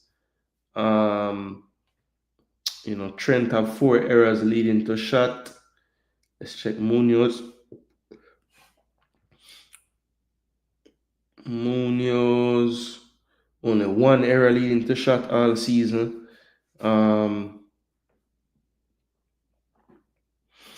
But yeah, the main difference, honestly, is on SofaScore. I think Trent have like 5 team of the week, and Munoz have none. So it's like, damn, to me, that kind of tip it towards Trent. I have to keep in mind, Liverpool is the league winners, so I mean, clearly they're gonna get some of these. So I think FA Cup run, Munoz excellent. But remember, this is team of the season for the Premier League. So with that being said, I'm going to give Trent the edge, playing for the trophy-winning team, and also one of their better players throughout the season in the winning team of the Prem. So I'm going to give him the slight edge, but honorable mention for sure to Munoz and Ola Aina as far as the right backs this season. Now, left back people, this is a position where I'm kind of interested what direction you all go, because there's quite a few names. I mean, we mentioned him slightly with the centre backs, but I would say he'd probably be in the left back pool. That's Vardial. I think he's had a good season. Lewis Hall, if he never got injured, might have been the one to just say, yes, it's his. But yeah, I think his injury will hold him back. But of course, slowed down a bit of late, if we're being honest. But Anthony Robinson, for large portions of this season, was hands down the best left back to me. But there's a lot of candidates, I mean, Vardial, if you're putting him as a left back option, must be looked at. Anthony Robinson as well. And then I think Milos Kerkez from Bournemouth has been really good. He's pretty much been an Iron Man as well, playing the whole entire season. Who else? Marc Cucurella has been really good this season, especially towards the second half to now. Cucurella, has played the bulk of the games, up to 5 goals on the season now.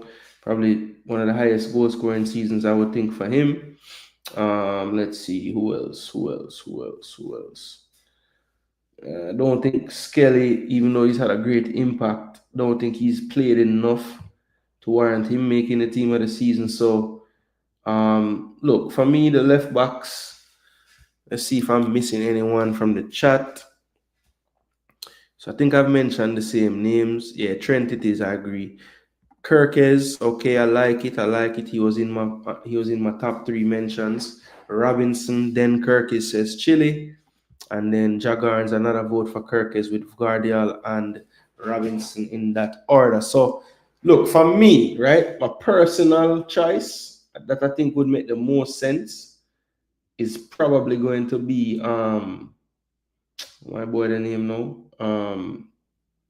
I think Vardial, but then when you look at like him fluctuating from left to center back, that kind of hurts him in this team. So then it kind of takes us to Robinson or Kirkes.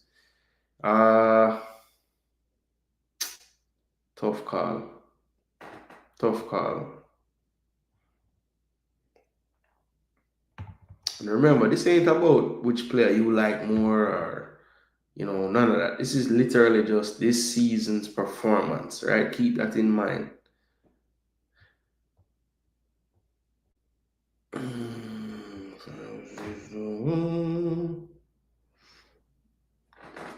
Yeah, I think we're gonna give some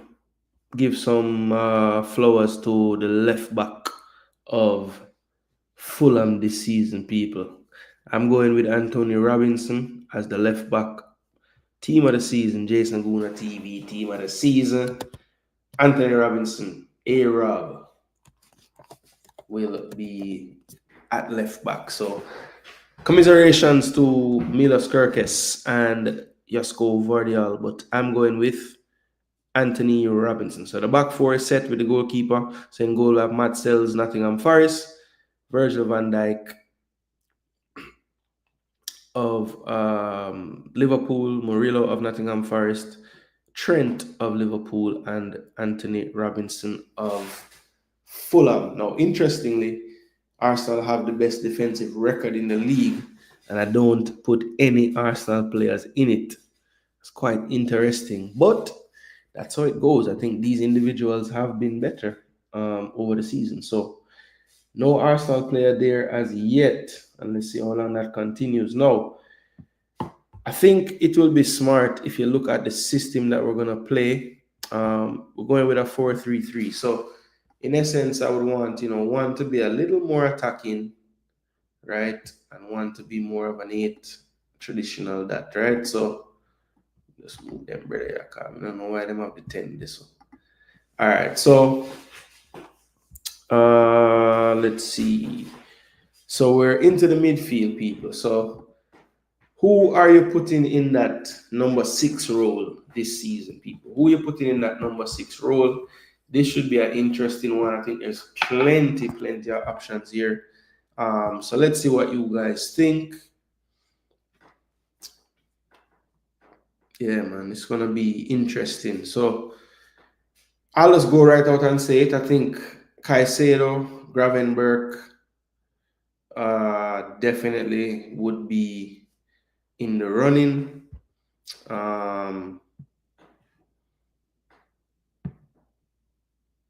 Caicedo, Gravenberch for me, definitely in the running. Let's see.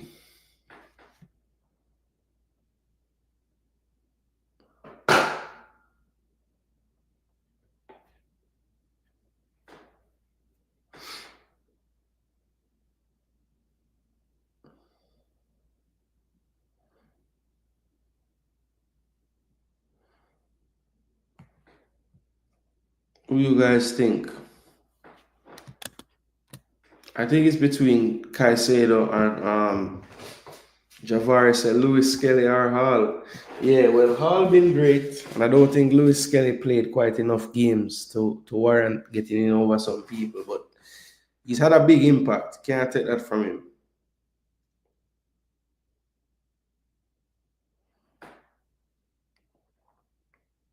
He's only played like 22 games, so it would be rough to put Skelly in there. So yeah, Gravenberch, it's hard to say it's not him. I mean, to me, it's only between him or Caicedo. Because don't sleep on Caicedo, how good he's been.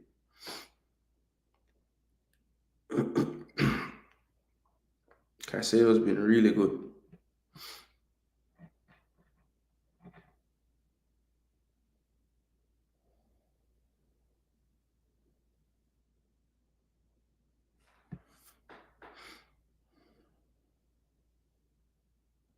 I saw Gravenberch won Young Player of the Season.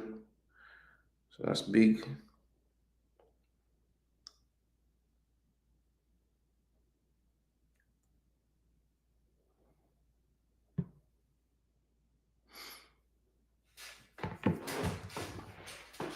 Yeah, there's no need to. Nitro said Rice.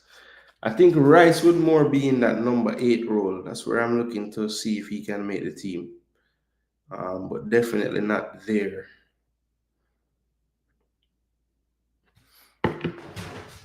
Yeah, I think Gravenberch. I mean, the only other player I think that could be in there over him would be Caicedo. And I think when it's close like this, the winner of the league team is probably gonna get the benefit. Now, the number 8, we can stick right there in Anfield because definitely Alexis McAllister would be a candidate for team of the season as well. Um, you have McAllister, you have Declan Rice, you have Bruno G could go there as well. Doesn't have to. He plays a little bit more advanced, so yeah, he could be that role.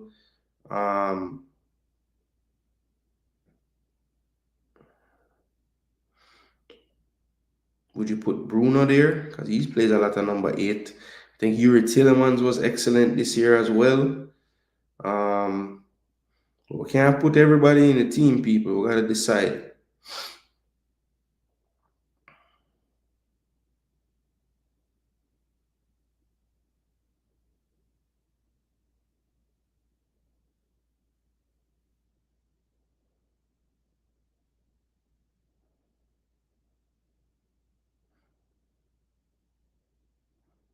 Now, Bruno could also play the 10, so we don't necessarily have to put Bruno here. So yeah, we won't put Bruno there.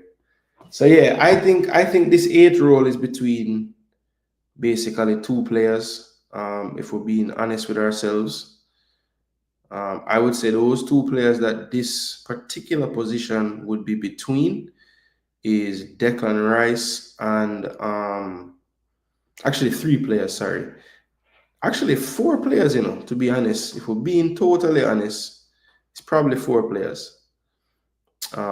So those 4 players for me is McAllister, Rice, Yuri Tillemans, and Enzo Fernandez. Those are the 4 players I think deserve some kind of plaudits for this year, for sure. Now, McAllister, I think individually he's had some great moments, but I don't know if he's had the same impact as Yuri Tillemans, Declan Rice this season. I don't know. Maybe you guys disagree with me, but I feel like at some point we have to realize that some of these Liverpool players, it's a part of them being in that team, why they're able to do what they do. Not taking anything away from him, but it's just the reality, right? Bruno G, honorable mention for sure. But for me, people, listen, when I can cuss all I know I cuss. Just edging out Tielemans is Declan Rice. They basically have the same stats. I think Rice just has 1 more goal. 4 goals, 7 assists. I think Tielemans has 3 goals, 7 assists. They've both made the team of the week the same amount of times. It's very, very close. But, brother, you don't know. Declan Rice, welcome. So, Decas, Rice and Peas gets the number 8 spot. So, we're going to put this one at wing. And this one at wing. And we have an AM. All right, so let's go to the AM, the number 10. So the furthest forward in the midfield. And let's see who we got. So we got some choices, people. Got some choices. So we got Cole Palmer, started out the season excellent. Slight dip for his standards towards the end in terms of the output, but still, honestly, top season. Made the team of the week 7 times, 15 goals, 8 assists. Nothing that is bad about that situation there. Um, Bruno Fernandes definitely deserves to be looked at as well, even though United are where they are. He's been on the team of the week 9 times. He's got 8 goals and 9 assists, right? So 17 goal contributions there. In a United team that struggles to score, Morgan Gibbs White definitely deserves to be in the convoy. His team been thriving all season. Individually, 7 goals, 8 assists, a good output as well. 15 goal contributions. Um, Let's see, who else can we consider as a cam? Uh, Soboslai deserves to be in the convo. Most Liverpool players deserve to be, if we're being honest. But I think he falls a little short for me.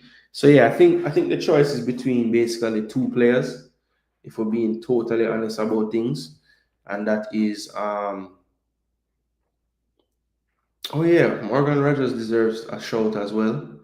Um, 8 goals, 10 assists, so good output for him. Uh, but I don't think he's been quite as consistent as um, Cole Palmer and Bruno, or Gibbs White for that matter. But Rogers definitely had a very good season, output, as I said. But yeah, I think that Palmer and Bruno are maybe a cut above. Now, what brings down Bruno individually? Great. As I said before, 9 teams of the week, all these accolades throughout the season individually, but you have to factor in their league position. So I just feel like it's tough for me to pick a United player in a season like this for them. So I'm gonna say, so Javari says MGW or Cole or Gibbs White. Hot Chili says MGW as well. Nitro says Rogers. So Rogers get a few votes. Morgan Gibbs White get a few votes. So who can we take off? So all right, I've eliminated Bruno. I'm not gonna fall in love with just the stats. Cole Palmer.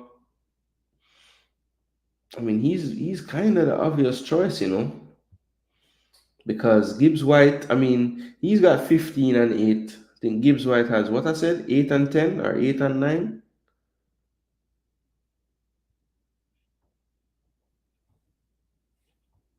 Gibbs White 7 and 8. Yeah, so he's got a full 8 more goal contributions, does Cole.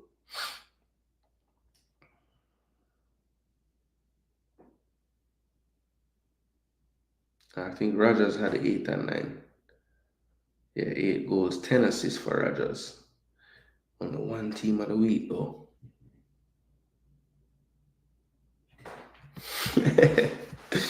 Yeah, I have to take him out.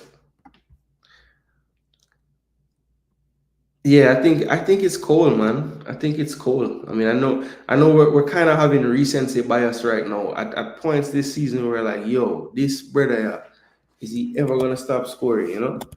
And he had a little lull, probably the first lull he's ever had at Chelsea. But when you look at his output throughout the season, it's still 15 and 8. I mean, 23 goal contribution for an attacking midfielder. That's excellent numbers, bro.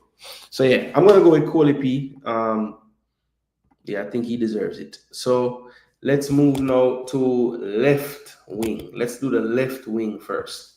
So this is an area I think where there isn't. It's not like there's an abundance of players over there.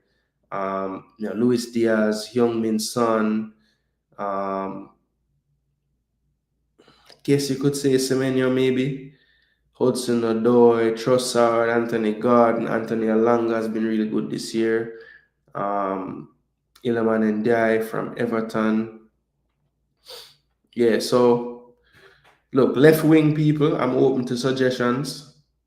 I think all of these guys have had some times of the season where it wasn't going so well. But Luis Diaz hasn't been terrible. The only problem is, Gakpo's really been playing over there more, than him. So I can't really put Diaz, even though they're listing him in these left wingers. He's really not a left winger. Let me see where they actually have this guy. So where do they have him?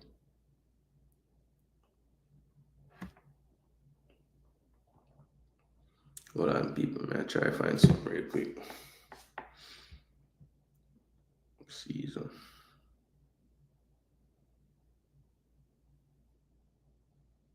Nah. Gakpo get 10 goal. Premier League top players. Right midfield. Left midfield.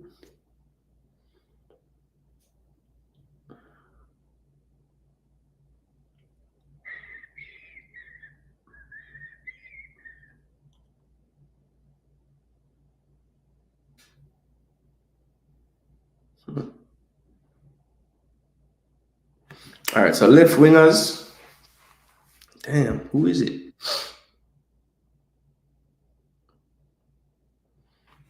Let me see one think. I don't know, brother. Eze. Has Eze done enough in the league, though? Honestly, you guys think Eze has done enough? What about like Cunha? Can we put Cunha over there? You guys against putting Cunha over there? Even though he's more of a 10.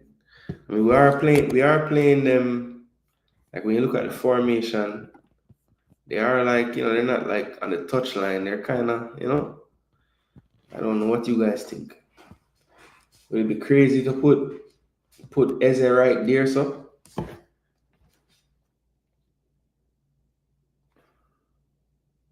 I mean, he could kind of go there, right?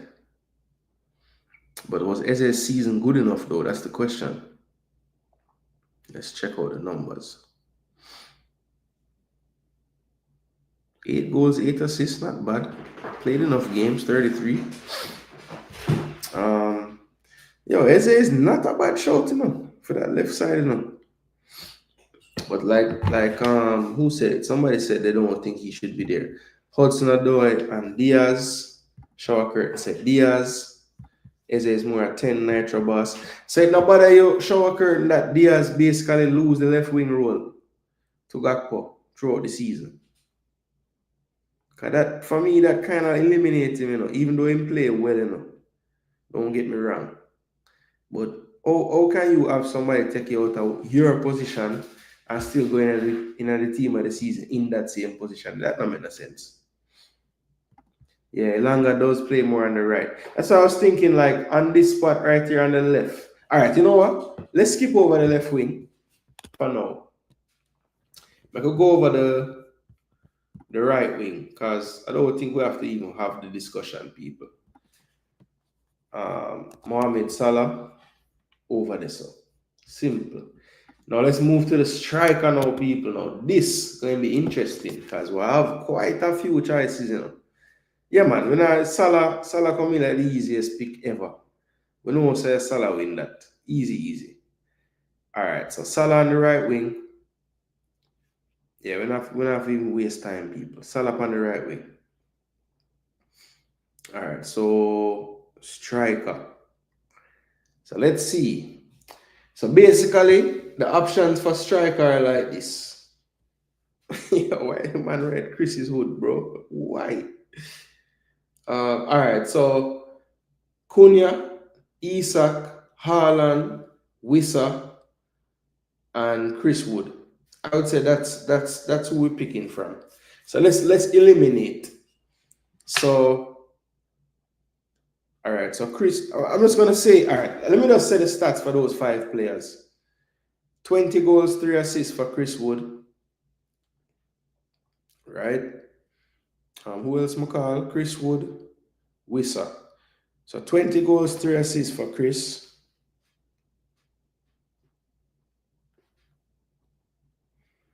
Johan Wissa.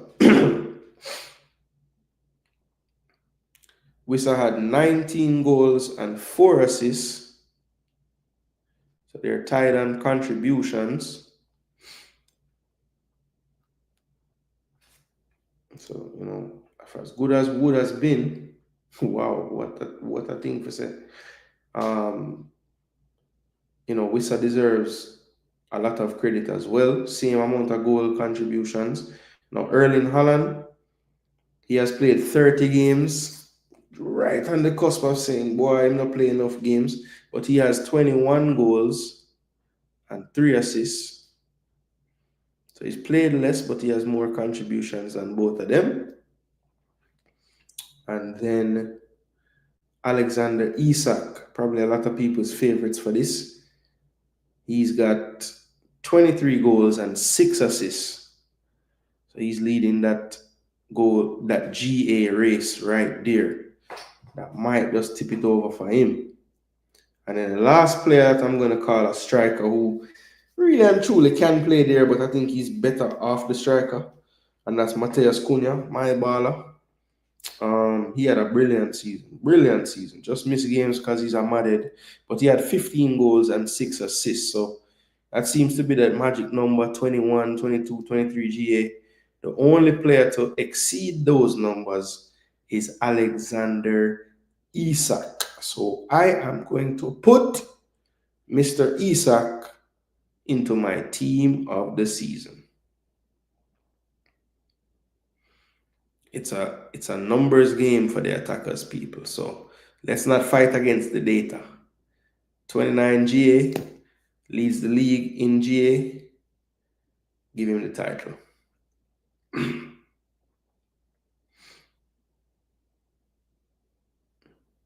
Well, not leads the league, but leads the striker pool in GA. Let me not let people start to cuss that Salah is the most. Yeah, so the GA top 5 this season go like this: 46 for Salah, fire. 29 for Isak, 26 for Mbeumo, 24 for Haaland, and 24 for Ollie Watkins. We didn't even mention, but deserves a bit of mention as well, because even with his dip in minutes this season, he's still able to get 24 GA, which puts him in the top 5 for the whole league. So Ollie Watkins, honorable mention, but for me,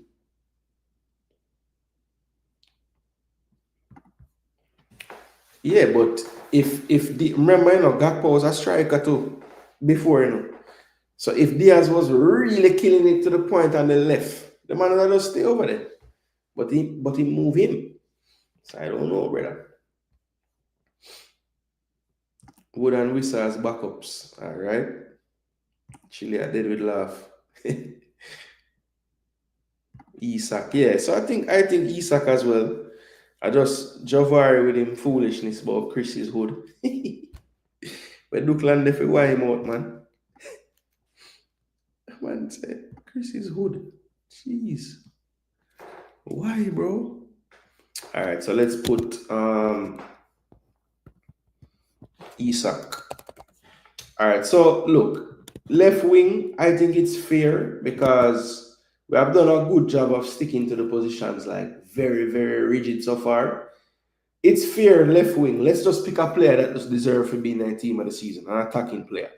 So who don't make the team of the season that it makes sense for them there? I don't like, but we still have to make sense of the position. So for that reason, I can't put Chris Wood over there. Now, Johan Wissa can play off the left. We've seen him do it when Tony was there, right? So it's not far-fetched to play him in that position.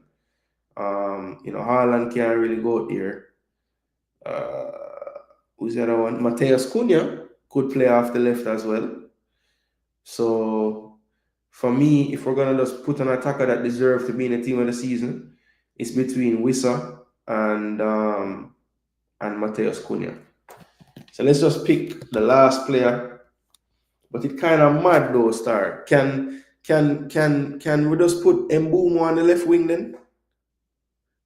Because bro, Mbeumo deserves to be in there,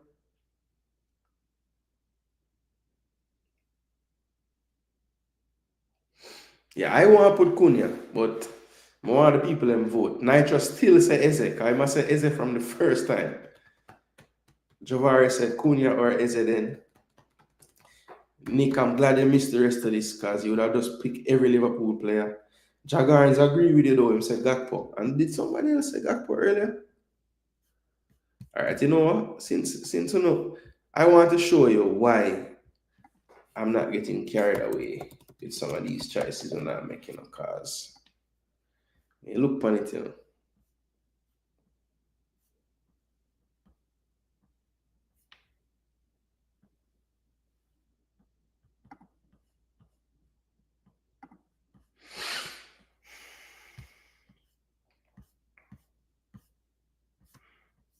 So how do you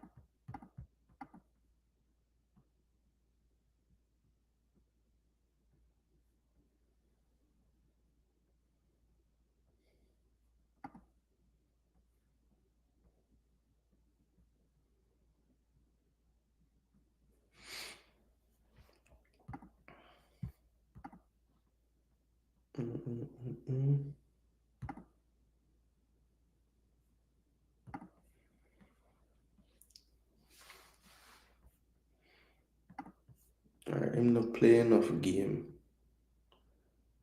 I'm not scoring enough goal.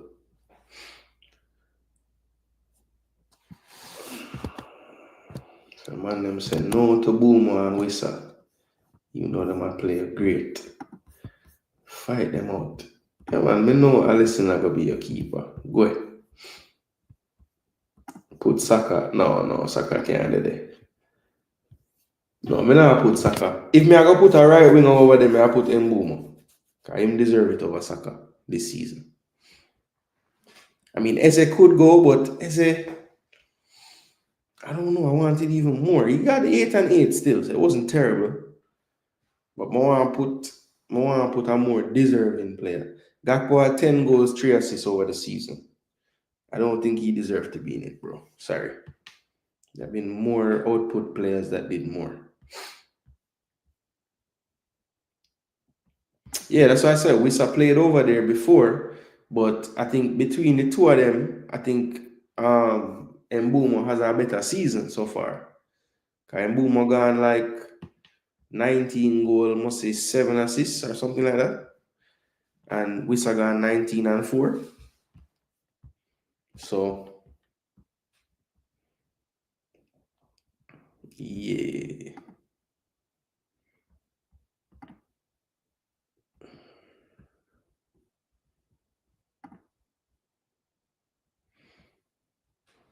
Jano. Could be Cunha too, you know. Cunha mobile, you know. Ooh, it's a tough one, people. Who should I put over left wing? But now I put Gakpo. I'm telling you that right now. But now I put Gakpo. So stop putting. No, Marmoush never play long enough.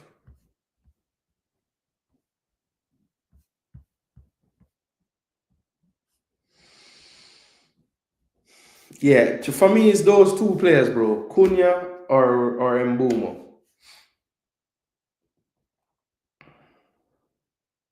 All right, I haven't done this a lot.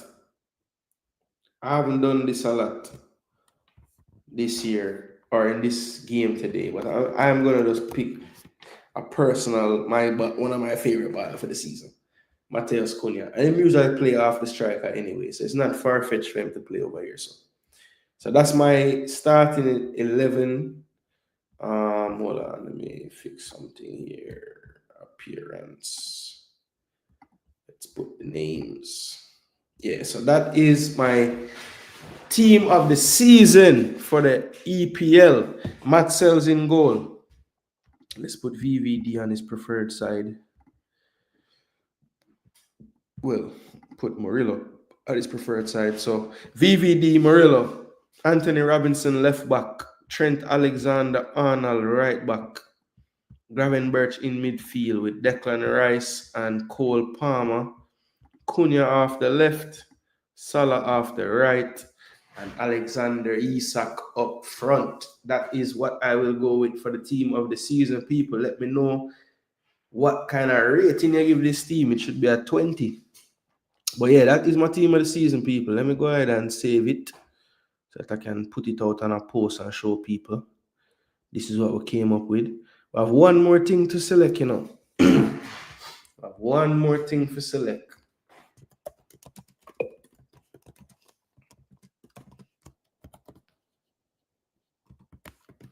I have to select the manager. Player of the season is easy. No, not even one City player. It's rough. I'm going to go through and just pick the player them based on them rankings for the season. I mean, the closest to making it was Haaland up front. But I went for Isak instead. I mean, honestly, there's a lot of players.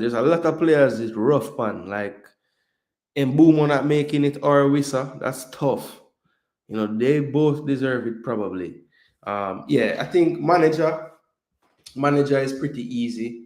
I think him coming into the league, winning it in his first season, I have to give him some serious credit. I think Nuno Espirito Santo definitely deserves some praise as well. I don't think many would have thought that they would be doing what they're doing this year. So I have to give him some credit. But let's go ahead and slot in a manager. And that was pun intended. So the coach, Arne Slot. So Arne Slot is the coach, my people. Arne Slot is the coach. I put him in the starting lineup too. Yeah, so there he is, Arne Slot. So Arne Slot is the coach. And that's the team of the season, people. That's the team of the season. Player of the season, really easy one. Yeah, there really has to be a bench, you're right, because it's ridiculous. So all right, let's do this then. So I have them mania on that one side, yeah. This is the first team. I think there's enough ballers we will go through a while ago for just pick two teams, our first and second team. So this is my first team. Because I think other people deserve to be recognized, So that's my first team right there. I think that would be a nice little team to play with right there. So and then let's just make this other team the second team. Let's do that real quick. Yeah, this is nice, people. So we had Cells, we had Raya. It was kind of between those two. And I know you weren't here earlier, Nick, but the reason why I don't have Allison there is just games played. He missed I think 10 games. I think tomorrow I'm gonna make 28. I want to say. So I just that to me took him down. You know what I'm saying? It just took him down. He's been immense, been excellent as a matter of fact. But yeah, it was just the amount of games. Yeah, tomorrow is gonna make 28 games if he plays. But I think he has been really good. He's only made one error that led to a goal all season. He has 9 clean sheets. But for me, I think overall consistency over the whole season, I think it was between Raya and Sells. Honorable mention to Flecken as well, that he's been good. But David Raya has the 13 clean sheets along with Sells. I'm going to go with them as the two best goalkeepers. The only thing I'll say is Raya, the errors leading to shots. They didn't cause goals because he probably saved the ball after that. But yeah, Raya for me, because this ain't about the best goalkeeper, because I think Alisson is better than all of them. But this is just about this season. So because of that, David Raya gets in the second team. Centre back, we can basically base it off of who almost made the other one. So we remember we had my boy, the name from Bournemouth, he was one of them that was close. And let me see.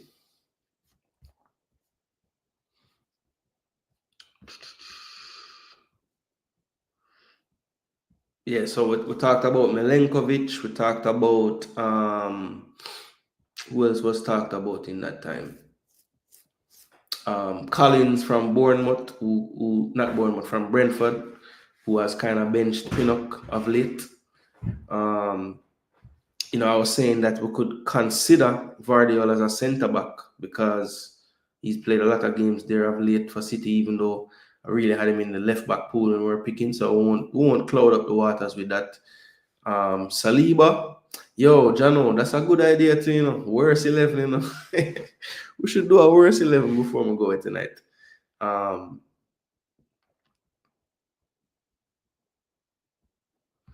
Yeah, Martinez was not that great in the league. He had moments of brilliance for sure, but he had some howlers in the league too.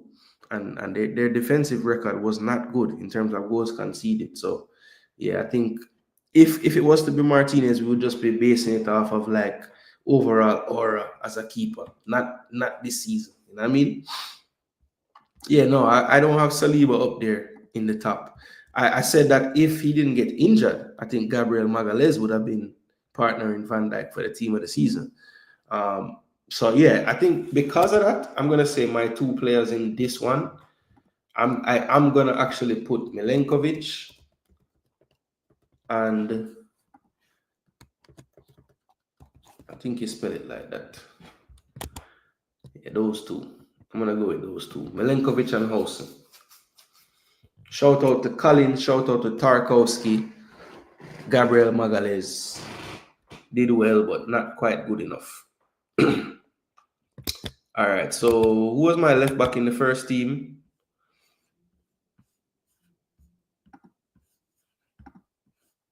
Anthony Robinson, so that's easy. We'll go to Milos Kerkez instead, as he was the closest to that first team out of everybody in terms of the votes. So let's get Mr. Kerkez at left back.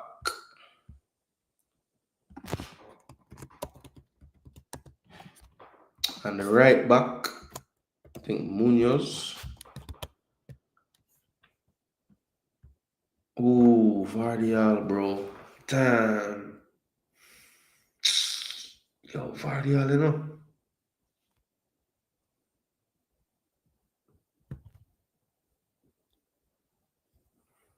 Yeah, look, I mean, Bournemouth had a good season, but damn, so many players. Yeah, I think Vardial, bro. I think Vardial had a little lean spell, but been on fire for most of the time, to be honest. Very good stats over the season too. All right, number 6 was Gravenberch for the other team. Tyreek never bad, yeah, but I don't think him quite make it all the way to the team of the season level though, to be honest. But yeah, he wasn't bad though. Mitchell never bad for true. Yeah, so Kirkes for me would be next on the list if it's not Vardial and my boy the name in the first team, Robinson. I think those would have been the top 3 for most people. All right, so number 6, we went with Gravenberch in the other team. For me, the only other choice that was close to Gravenberch would have been Caicedo. I don't know if anybody disagree with that, but I'm gonna go with Caicedo. Now the number 8 position, we kind of spoke and said that listen, we can't put my boy the name, can't put Bruno in a team because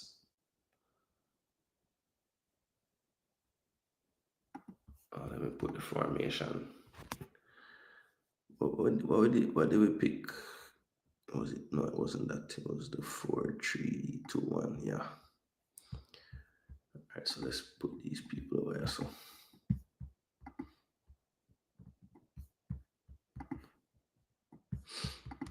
the number 6, put the 7 on the wing, drop the 10 there, drop the number 8 there, and then we got the number 9, 7, and 11. All right, let me settings, appearance, name them. Really don't make no sense for having a number, to be honest. Yeah. Man, them no wearing a number.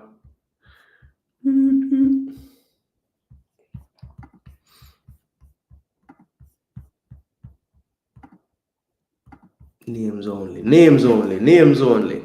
All right. So we have the back line, number 6 of Team B, or the second team. Now let's pick a number 8. So if you remember, Rice edged out some quality.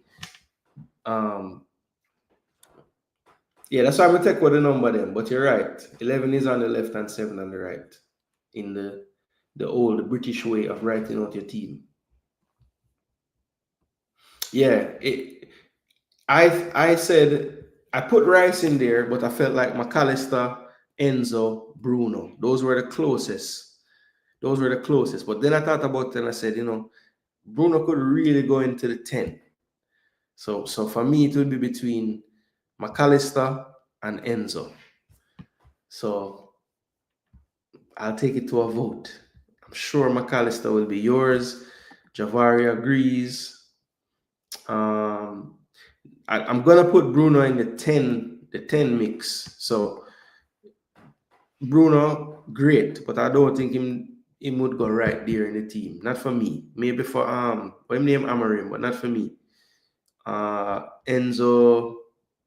Okay, so well, pick one, Javari, because you're not helping when you say that, pick one. You have to pick one. Because I'm going to work with you guys for this. Maka, Enzo, Maka,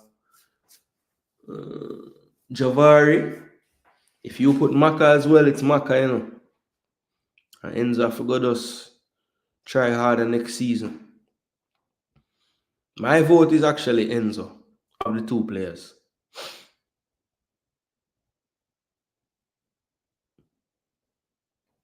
I think he's been like individually better than him. Yeah, man. Argentina midfield is great. One of the strengths of the team.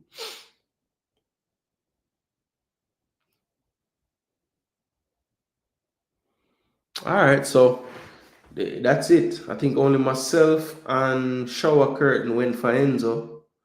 Everybody else pretty much that voting right now went for Maka. So we're going to go for McAllister because we're not going to be biased. I ask you guys to contribute on your house, so there's no point asking you and I don't work with what you say. So let's go with Alexis McAllister. McAllister. It's a mad spelling like that. 1L. All right, now we'll move on to the number 10 people. So you have Eze, you have Bruno Fernandes, you have who else could you class there? Morgan Gibbs White. So yeah, those would be the 3 most prominent ones. Morgan Gibbs White, Eze, and what was the third one I said? Morgan Gibbs White, Eze, and Bruno Fernandes. I think those would be the 3 main targets. Hell no. Hell no. No, Shower Curtain. Not this season.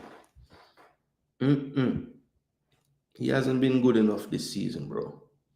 My ball, I know, but team of the season levels? Nah. I don't think so. And also, I mean, he's not bad, 10-goal contribution, but tomorrow going to make 30 games, and he miss 8 games, so I wouldn't say Odegaard. So Jagarns, so we have 2 Bruno. We have Gibbs White or Eze. Come, give me one Shower Curtain. Give me one. And give me one Jagarns. That the R business now gonna work, man. Stick out your neck and pick one. So we have 2 Brunos so far. So let's see. You guys better pick the same, because if not, Bruno go win, All right, so Jagarns put on him flag. Him say Gibbs White. Well, maybe Shower Curtain I go say Gibbs White too, because him right theme name first. No, man, go Eze. See, Jeez. Yo, 21 of you in here, people. Pick between Gibbs White, Eze, and Bruno Fernandes for the number 10 role in the second team of the season. Let me know. Let me know. Eze won a cup. Yeah, but that have nothing to do with the EPL team of the season. Remember those EPL now? Morgan Rogers, I forgot about him. But I don't think none of them have a better season than Bruno, if we're being honest. I mean, no, Man U was horrible in the man, but I think what the man said, if he wasn't there, them get relegated, that might actually be true. Or at least have a battle. So as it look like him, I get the wait. So Jagans him said GW, then him switch it. Jaja. So Jagans just want them get some vote. Yeah. I know, but I'm saying I can't. But the fact that he won a cup, that's not gonna influence me, or it shouldn't. I don't think when you're talking about team of the season for the league itself, because like Hoyland for example, if Hoyland them did win the Europa League, I could have think to put him as a striker just because he score a bag of goal in the Europa League. No, But as I said, it's not like that alone him do. He did have good performances in the league too, but yeah.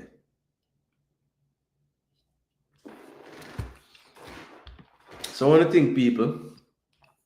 I'm seeing a lot of Ezes, Look like I have to put Eze.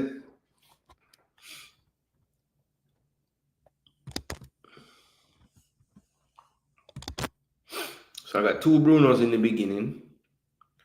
And then I got 1 Javari. Pick 1, bro. Well, they had Eze first, and then you say Rogers again. Better than which Bruno? Bro, yeah, talk about. That's not better than Bruno. This season, Bruno gone 8 and 9. And where said the other man gone? 8 and 10? Chano, you're gonna kill him for the 1? But Bruno overall have better performances, like throughout the season,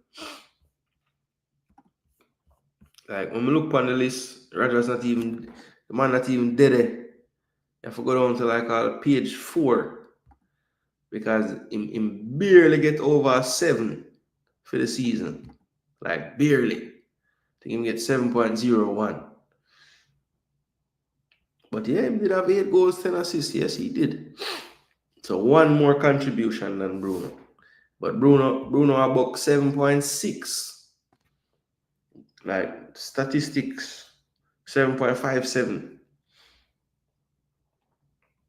Kind of have way more key pass and chance creation and all them something there. Now Rogers having beaten successful dribbles because they're different types of players. But Bruno was great, man. I mean, his team just was horrible. But I'm not going to argue. I don't have to put Bruno in there. With 3 penalty. Javari gone to the penalty. Jeez and peace. Alright, Rogers fee money, said Javari. Nothing wrong. You have fight for Rogers, but you won. Because it's Eze. Eze really have the most, Bruno have 2, Eze have 1, 2, 3, and Rogers have 1.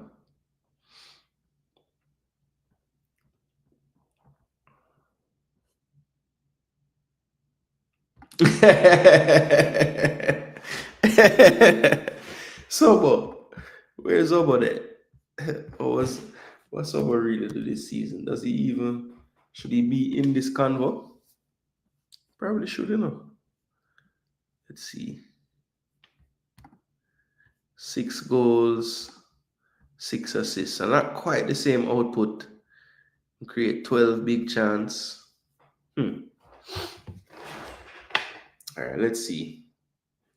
Let's just go to some stats. Where I go? General star. Man, people are starting to get left out. I said go.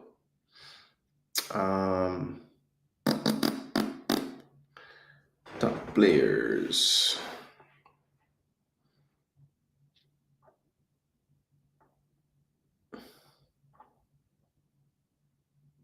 Channel Tielemans, you know. Man, should have been in the 8th and a star, man, play wicked this season.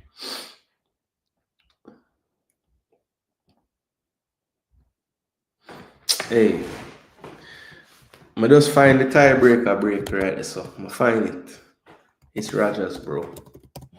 It's Morgan. There's a lot of metrics the same, but the man dribbles and him up there with the big chance creation as well. Yeah, I think that break it right there. So that break the tie right there, so people. But you want to check a next stat and say what we can separate these people. I'm finding people. Rogers it is. Yeah, me go with Rogers. Me go with Rogers. Yeah, I love Eze's story though. The man never give up.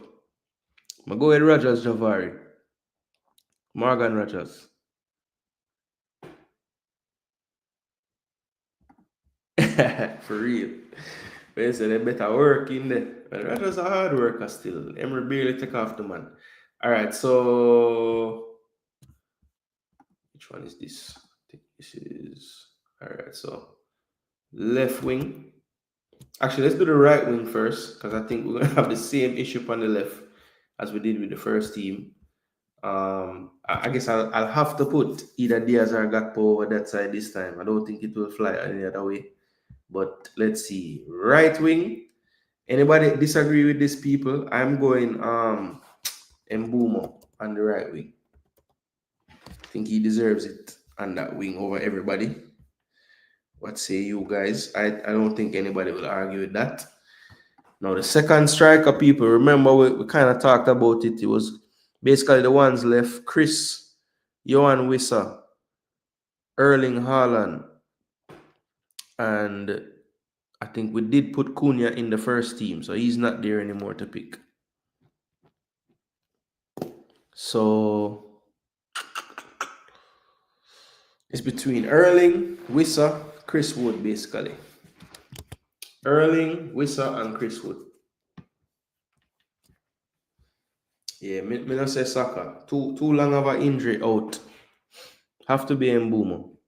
I wanted to put him in the first team, but I didn't really want to put him left wing just because. So I'll say, okay, let's make a second team and give him a strength, you know.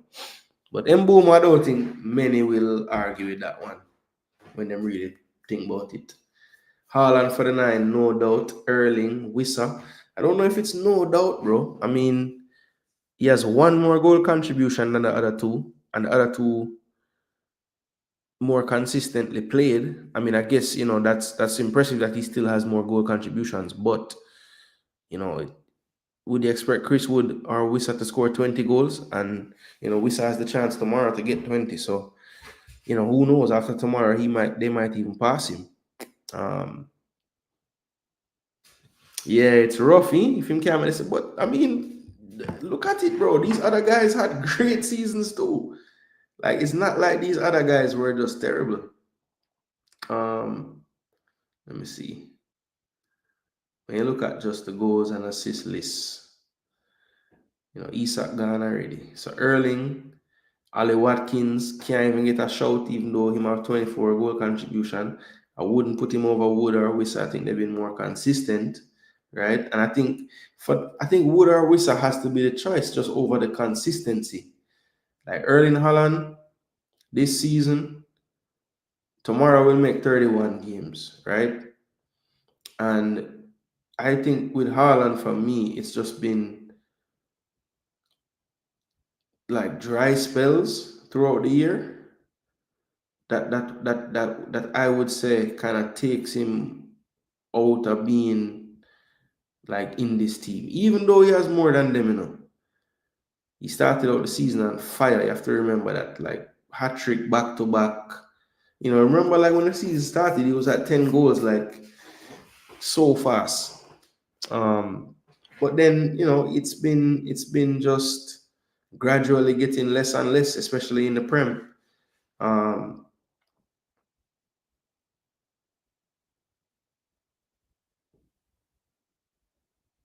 West Ham City. Premier League. February. Let's go into the season real quick. Let me see. 1, 2, 3. Yeah, so he hasn't scored a goal in the Premier League since March the 15th. It was a penalty. And he's been out a little bit with injury, of course. He missed all of April, basically, and just came back May the 10th in the Premier League. Has played 2 games since his return and hasn't scored. In 2 games in the league and hasn't scored since his return from his latest injury. So yeah, I mean, prolific, yes, 21 goals, brilliant, but they're kind of bunched up. It was really in one part of the season, you know what I'm saying? So yeah, for me, it's I think it's Wissa, bro. I think it's Wissa, you know. Honestly, I think it's Wissa. Maybe I just bad mind Chris Wood. I don't know, but it's Wissa for me, bro. 19 goals, 4 assists. His goal has been pretty much spread out for the most part. I mean that doesn't matter like all the way, but I'm just trying to differentiate in different ways.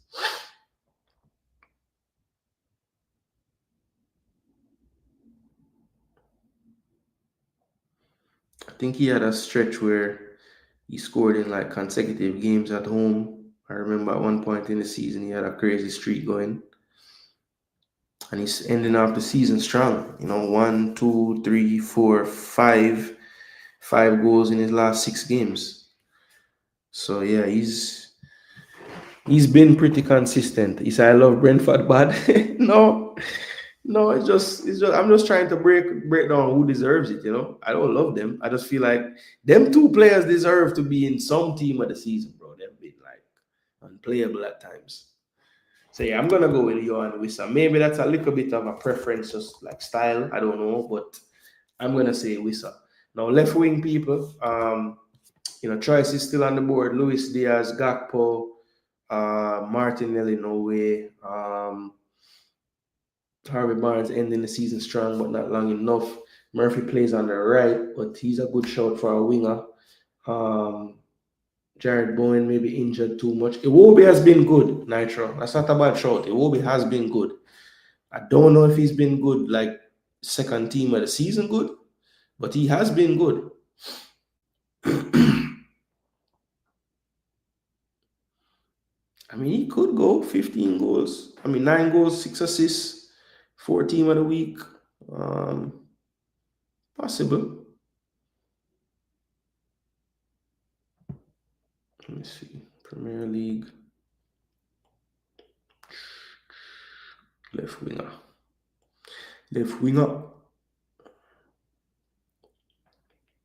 Let me see their stats. Yeah, fight against the man can move wide. 13 goals, 5 assists. Not bad. 5 team of the week as well. Where did those team of the weeks come from, though?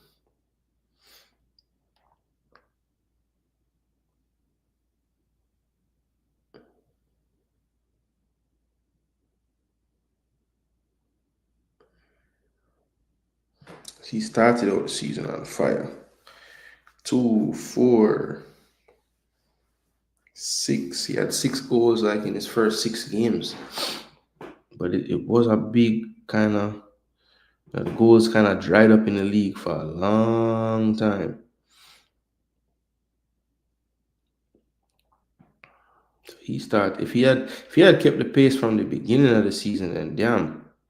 But he has closed off the season nice though. Like 4 goals in his last 5 appearances, I think. So yeah, not bad. 1, 2, 3, 4, 5. Yeah, 4. Well, 4 goals in his last 6 appearances. So he's kind of stepped it up later.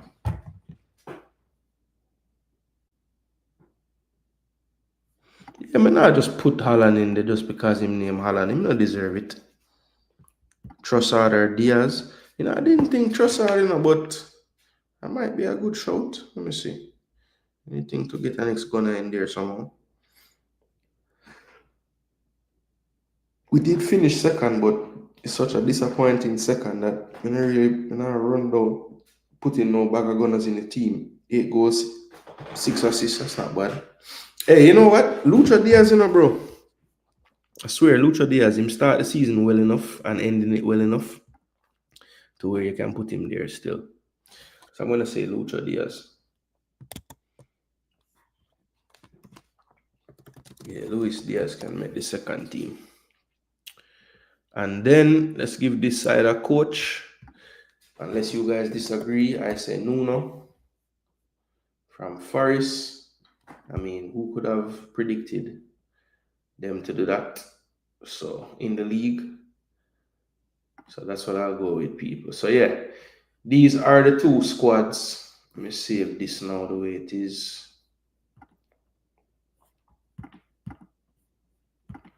Boom. So yeah. So I have the team A and team B.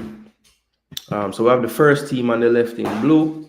And we have the second team on the right with the black stripe with the red. And yeah, tell me what you guys think about those in the comment section. Would that be a rotted all-star game for watch still? Don't know if EPL will go forward with some all-star business, but yeah, that's what I would. That would be awesome. Anyway, people, that was a nice little exercise to get through there. Really fully enjoyed picking the teams of the season with you. Great idea. I think I don't know who said it, but that's a great idea to just make a second team because I think more people did deserve some mention for how they played this season. So yeah, those are the two teams of the season in our eyes, you know, myself and some of the subscribers who took part tonight. Really do appreciate tuning in and making the show nice and full of vibes. We did get the picks in. So anybody who wasn't here like you, Nick, to pick the games. I know it's kind of hard in this time of the season to really pick games, but just in the comment section after the video has gone, you can easily drop all your scores down there. Javari, you weren't around when we were doing picks either, so if you want to do that, you can definitely do that as well. Shower Curtain Boss, you're never really there most of the season for the picks, but we usually do the picks. Yeah, worst team. All right, so here what? Like how the worst team usually really nice to pick and beer banter. We're going to include that in tomorrow's review show. So remember, tomorrow night we'll return at some point in the evening. Not sure exactly what time. I'm going to definitely try not to do it so late. So I'm not up this late doing it. But if not, just look out for a show at some point tomorrow night. It's going to be the review show for the season. We're going to basically give the results of the picks that everybody that took part in it. I'll try to look back on all the weeks and try to see who we're going to pick. We're going to see who was the donkey of the week the most. And we're going to see who won the title the most. So we're just going to acknowledge those people tomorrow. And of course, we'll have the weekly champ and donkey of the week. And then once we have concluded that, we'll do a little roundup of all the leagues around the world, talk about how the ending of Italy turned out, talk about the ending, you know, Spain, kind of anticlimactic. And obviously, we're going to discuss how the top 5 race will look. So just as a reminder, people, this is what the table looks like currently. And it's important to note because we know what game's going on tomorrow. So let's just remind ourselves of what the games will be looking like tomorrow. So we have tables. Well, let's look at the tables, right? So really and truly, we're just focused on the top 5, 6, 7, 8 potentially, depending on what happens with Chelsea tomorrow. If they were to win and take that Europa League spot, yeah, so potentially down to 8th place could be in Europe, but that still remains to be seen. But basically, this is the race tomorrow, people. Chelsea, Nottingham Forest, the biggest game of the day in terms of placements.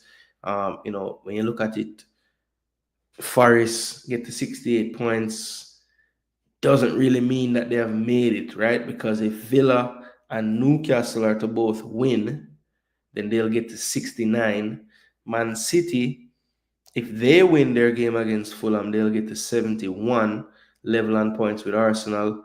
If Arsenal beat Southampton, which I expect, they'll get to 74. So let's just say, for Chelsea and Forest argument's sake, all those 3 teams get 3 points, right? We're talking about City, Newcastle, and Villa.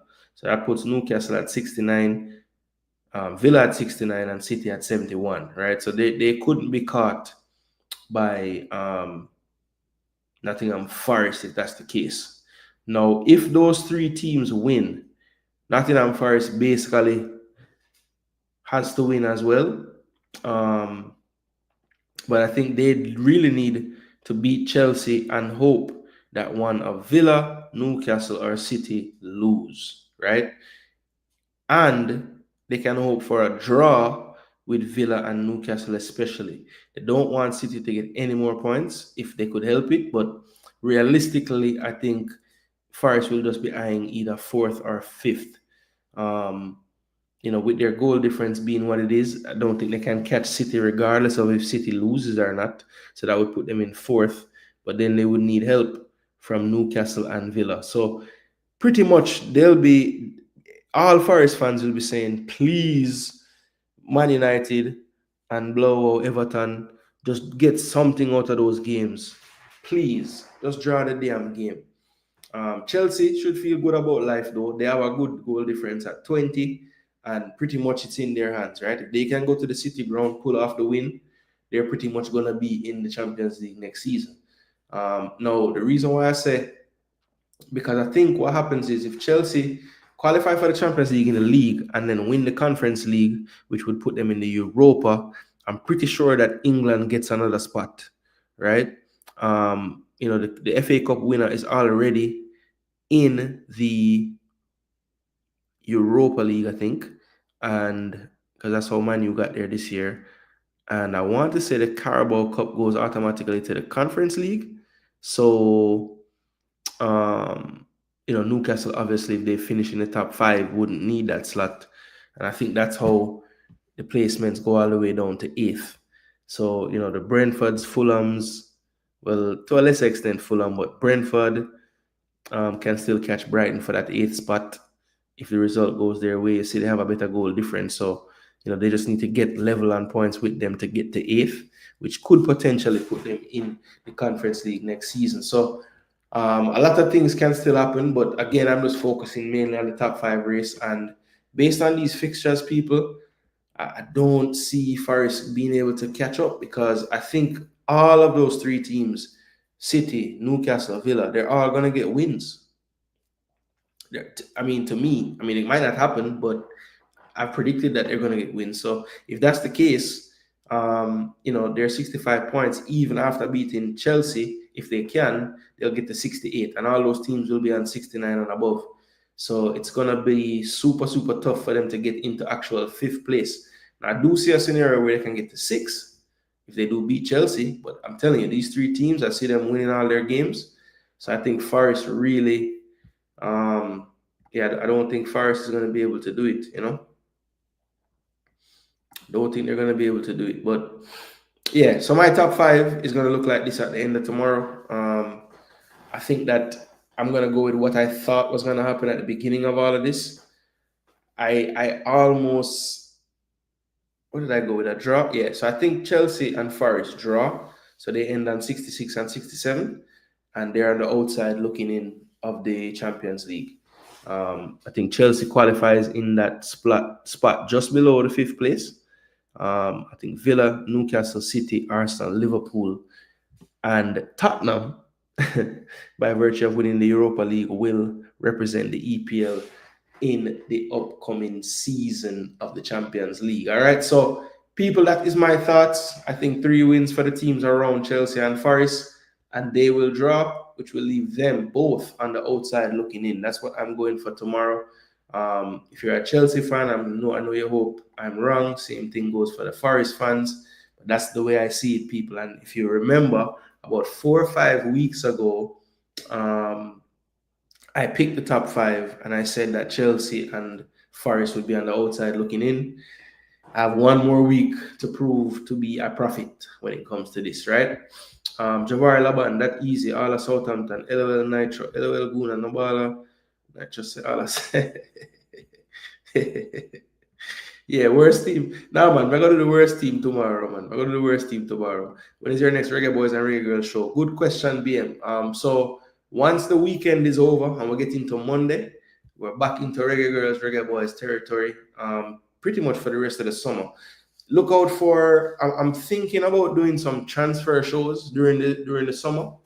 But those might come in the form of shorter videos. I haven't really decided as yet, but I definitely want to go into that field as well, because a lot of my days when I'm researching during the summer is taken up by looking up transfers. So I just want to bring stuff as I see it. I think that might be a nice little thing I can do to add to the subscribers and viewers, just to give them my take on some of these moves teams might be making. So let me know. I'll get some feedback on that and see if you guys prefer that in a shorter version, or you just want a whole lot of reasoning like normal, right? Gooner Mitchell having a decent season, still never get called up from England. Should he be thinking to come to Jamaica? Javari, I have said this about for 2 years now, that I don't know why Mitchell keeps taking styling from these English guys. There was a time when there was literally no fit left backs, and the man then picked 4 right back and just played the two of them at left back. It was crazy. So yeah, I don't see them picking him. I don't think he's in the picture, honestly. For whatever reason, that man cannot get a call up. So if I was him, I would just say, yo, let me represent. But I think I need to find out like how strong the connection is. I know he's eligible and stuff, but I mean, from what I understand, his father is from Jamaica, and his father like ain't been around his whole life, been kind of in and out of jail and them things. So sometimes, like, I remember Tridini was saying like he had a similar situation where he's not really around his father so much. So he was kind of saying like, I don't really know the culture like that, you know what I mean? And I don't feel like that's the case with Mitchell, just based on like his posts and stuff, but you never know how he feels about that. You see what I'm saying? He's said to be in the 55-man pool for England. Really? Okay. Up to 8 can get in Europe. Yeah, that's what I thought. All right, people, listen. Time was coming up. End of the show. Thanks so much for tuning in. As I said, really and truly, you guys, well, I'm the star, but you guys are stars in your own right, because without you guys, the show don't have no flow to it. But just there, I chat to myself. So really and truly, we do appreciate you guys being attentive, tuning in, giving me your thoughts, giving me your picks for the team of the season. Remember, tomorrow is the review show. And so tomorrow we'll just go through the fixtures, go through the results, talk about the games quickly, and then we'll get back into our kind of end of season thing. So as I said, I'm going to look through and try to show, from going through the season, make a little list of all the times that you won, all the times you got donkey of the week, and I'm going to reveal who was the donkey of the week the most for the season and who won the championship for the predictions the most this season. So look out for that tomorrow with the rest of the show. And then I think because it was so enjoyable to do tonight, we'll finish out tomorrow's show with the worst team of the season. And let's see if it's so hard to pick that we need to do first team and second team like we did tonight. All right, people. So big up on yourself. Thanks so much for tuning in. And again, really, really appreciate how much you guys are, engaging in the show. Really can't stress that enough. All right, people. So when we reach to the end of the show, we usually say this. I am Jason Gooner. This is Jason Gooner TV. And come on, you Gooners. Big up on yourself, people.